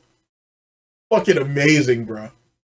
Like the idea of being a born failure has to be a thing. And if so, DSP definitely needs to be in the dictionary for it, for sure. It's going to be a wild thing. And then tomorrow to do the commentary with Ash is going to be like, it's going to be a dumpathon, I think. I don't know. I guess we'll see. Maybe there'll be something good. We'll find out. Maybe I'll be blown away. Who knows? I have no idea. I don't know what to expect.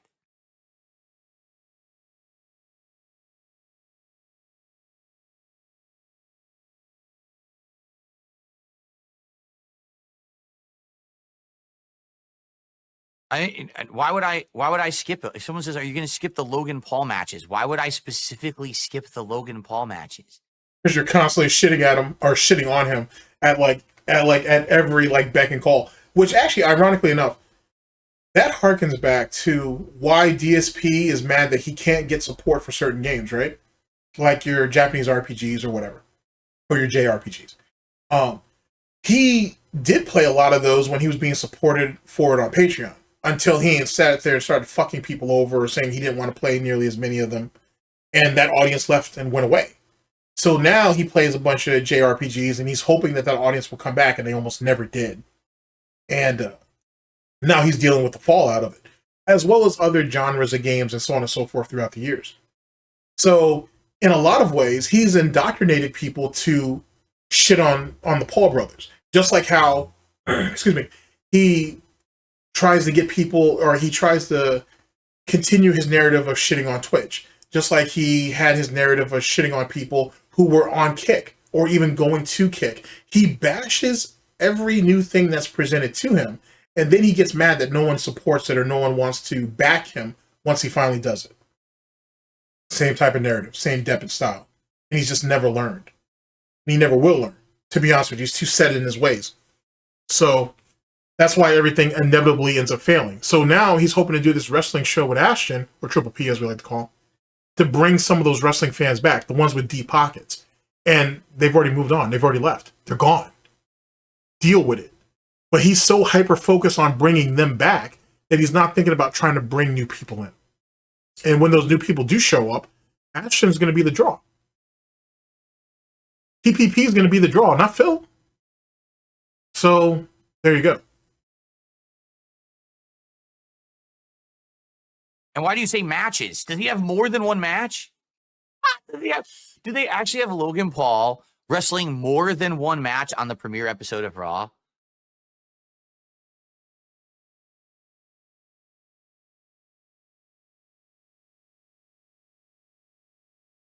How jealous he is. I mean, he's overreacting, obviously. But look at how jealous he is. 42-year-old man jealous of, I don't even know how old Logan Paul is, but he's at least a decade younger than him. And you're sitting here acting like this from your little pompet in your little fucking house that you don't even have paid off yet. Imagine that shit. This is how desperate you are. This is how pathetic you are. Just as he says his detractors, trolls, haters, and critics are all these different things, that's who he is to everybody who's successful. He thinks he can justify it by, oh, it's jealousy. Everybody's jealous. That's natural. That's normal. You can't hold that against me. But if all your detractors, trolls, haters, and critics are allegedly desperate, then why do you hold it against them? Pepperidge Farm remembers. No, stop. Stop right now. Someone's like, wait till you see the Prime hydration station. Just stop. Now you're no. I wanna see this for the first time, and I want to actively react to it for the first time. So please stop spoiling.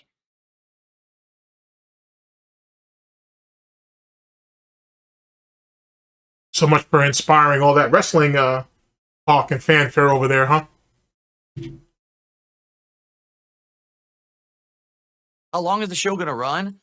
I would say probably 2 hours. We'll probably talk for 2 hours because it's going to be such a thing to get caught up on this stuff. I doubt I'm covering every single match. You know, we'll see. We'll see how the show takes us. You know how it goes. You want to do a podcast going over in an event, and you don't want to cover all the matches on the event? Okay, yet again, just holy shit, fucking poser. Oh my god, there's a reason why guys get ran out of the wrestling community the way they do. Holy fuck! If they even catch the whiff of fakeness on you, they will run your ass the fuck out. Oh my god, he's lucky that he has PPP as a shield, but PPP can't cover you from everything.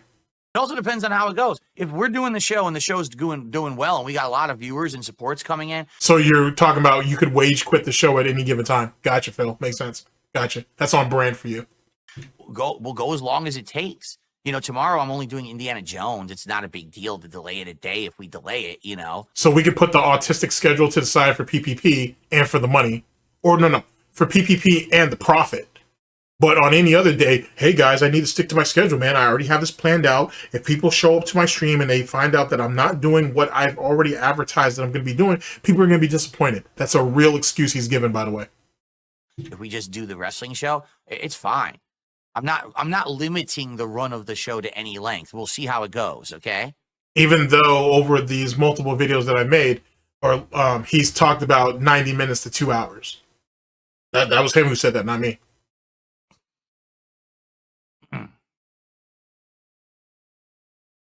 I wonder what it's like to be a sociopath.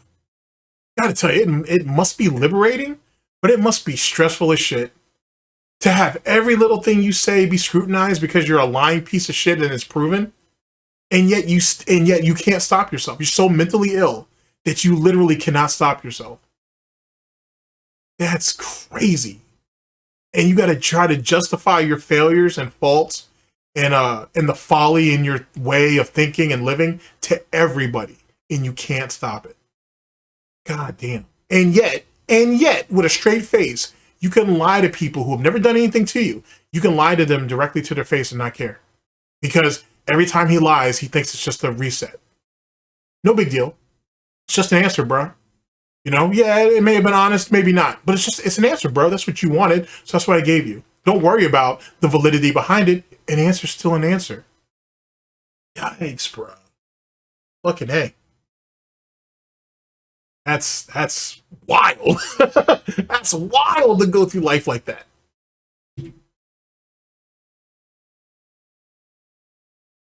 I also got to figure out how to do the audio for the show because I was debating if I should wear You're going to wait till the day before or whatever. Headphones, or if I should just have Ash's voice come through my speakers. I hope it wouldn't make an echo. If I wear headphones, there'll be no echo, but then I got to wear headphones for the whole dang thing. Wait, what was this gay little Nazi salute you were doing? What's that? Damn, my bad. That was easily a fucking punchable face right then and there, but let's go back to this. I also got to figure out how to do the audio for the show because I was debating if I should wear headphones or if I should just have Ash's voice come through my speakers. No, not that. I hope it wouldn't make an echo. What the fuck is that? Like, what? Like, yeah. Like, what is that? A gay little gouty Nazi salute and shit? God damn, son. If I wear headphones, like, why do you just have your little hoof hanging like that? Not a lick of muscle on. The amount of effort and strain that he looks like he has to exhibit to keep his arm up there is really sad too. That's terrible. No echo, but then I got to wear headphones for the whole dang thing. So I'm debating what to do. I got to think about it. Wait, I thought you said you couldn't wear headphones because you were scared of getting ear infections again. Now you can do it for PPP. Okay, whatever. All right then. I guess you plan to take a shower tomorrow or today or whatever. I might just do headphones. I might have to charge them tonight.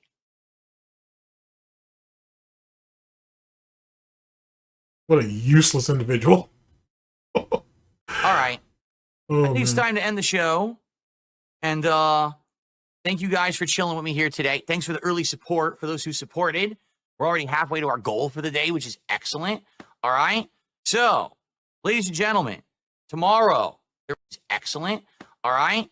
So, ladies and gentlemen, tomorrow there is no level 1 podcast. Instead, we got this new, the Smart Guys, the Revival, over on DSP Reacts and on DSP Gaming Reel on Kick. I hope you will join me for the show if you're interested in pro wrestling. If you're not, I get it, all right? If you're not into it, you're probably not going to care, and that's okay. But thank you for listening. Thanks for hanging out with me, and thanks for watching. Tonight, I can't wait for the top 10 best playthroughs of 2024 Countdown right here on DSP Gaming. Sorry to hear that. Dank Sneed Pim says, I'm likely going to miss your new wrestling show due to work, but good luck. Thank you. We're looking forward to it. Both of us, I know. I just got to get the technical shit fixed. Like, the show, I think itself is going to be good. It's just, I hope that it doesn't have a ton of technical issues, but I'm waiting till the last minute to do it anyway, so you get what you get. Gotcha, Phil. Mess with that tonight. I think maybe, because someone said probably just use headphones. You're probably right. I probably should just use headphones. That way I don't have to mess with the issue of an echo. And I have wireless headphones that I've already used in interviews and stuff. So I'll probably just I'll charge those tonight. I'll use those for audio. I'm going to have Discord. It's going to be through Discord for the camera for Ashton. For me, I'll actually be using my full quality cam. So it should work well.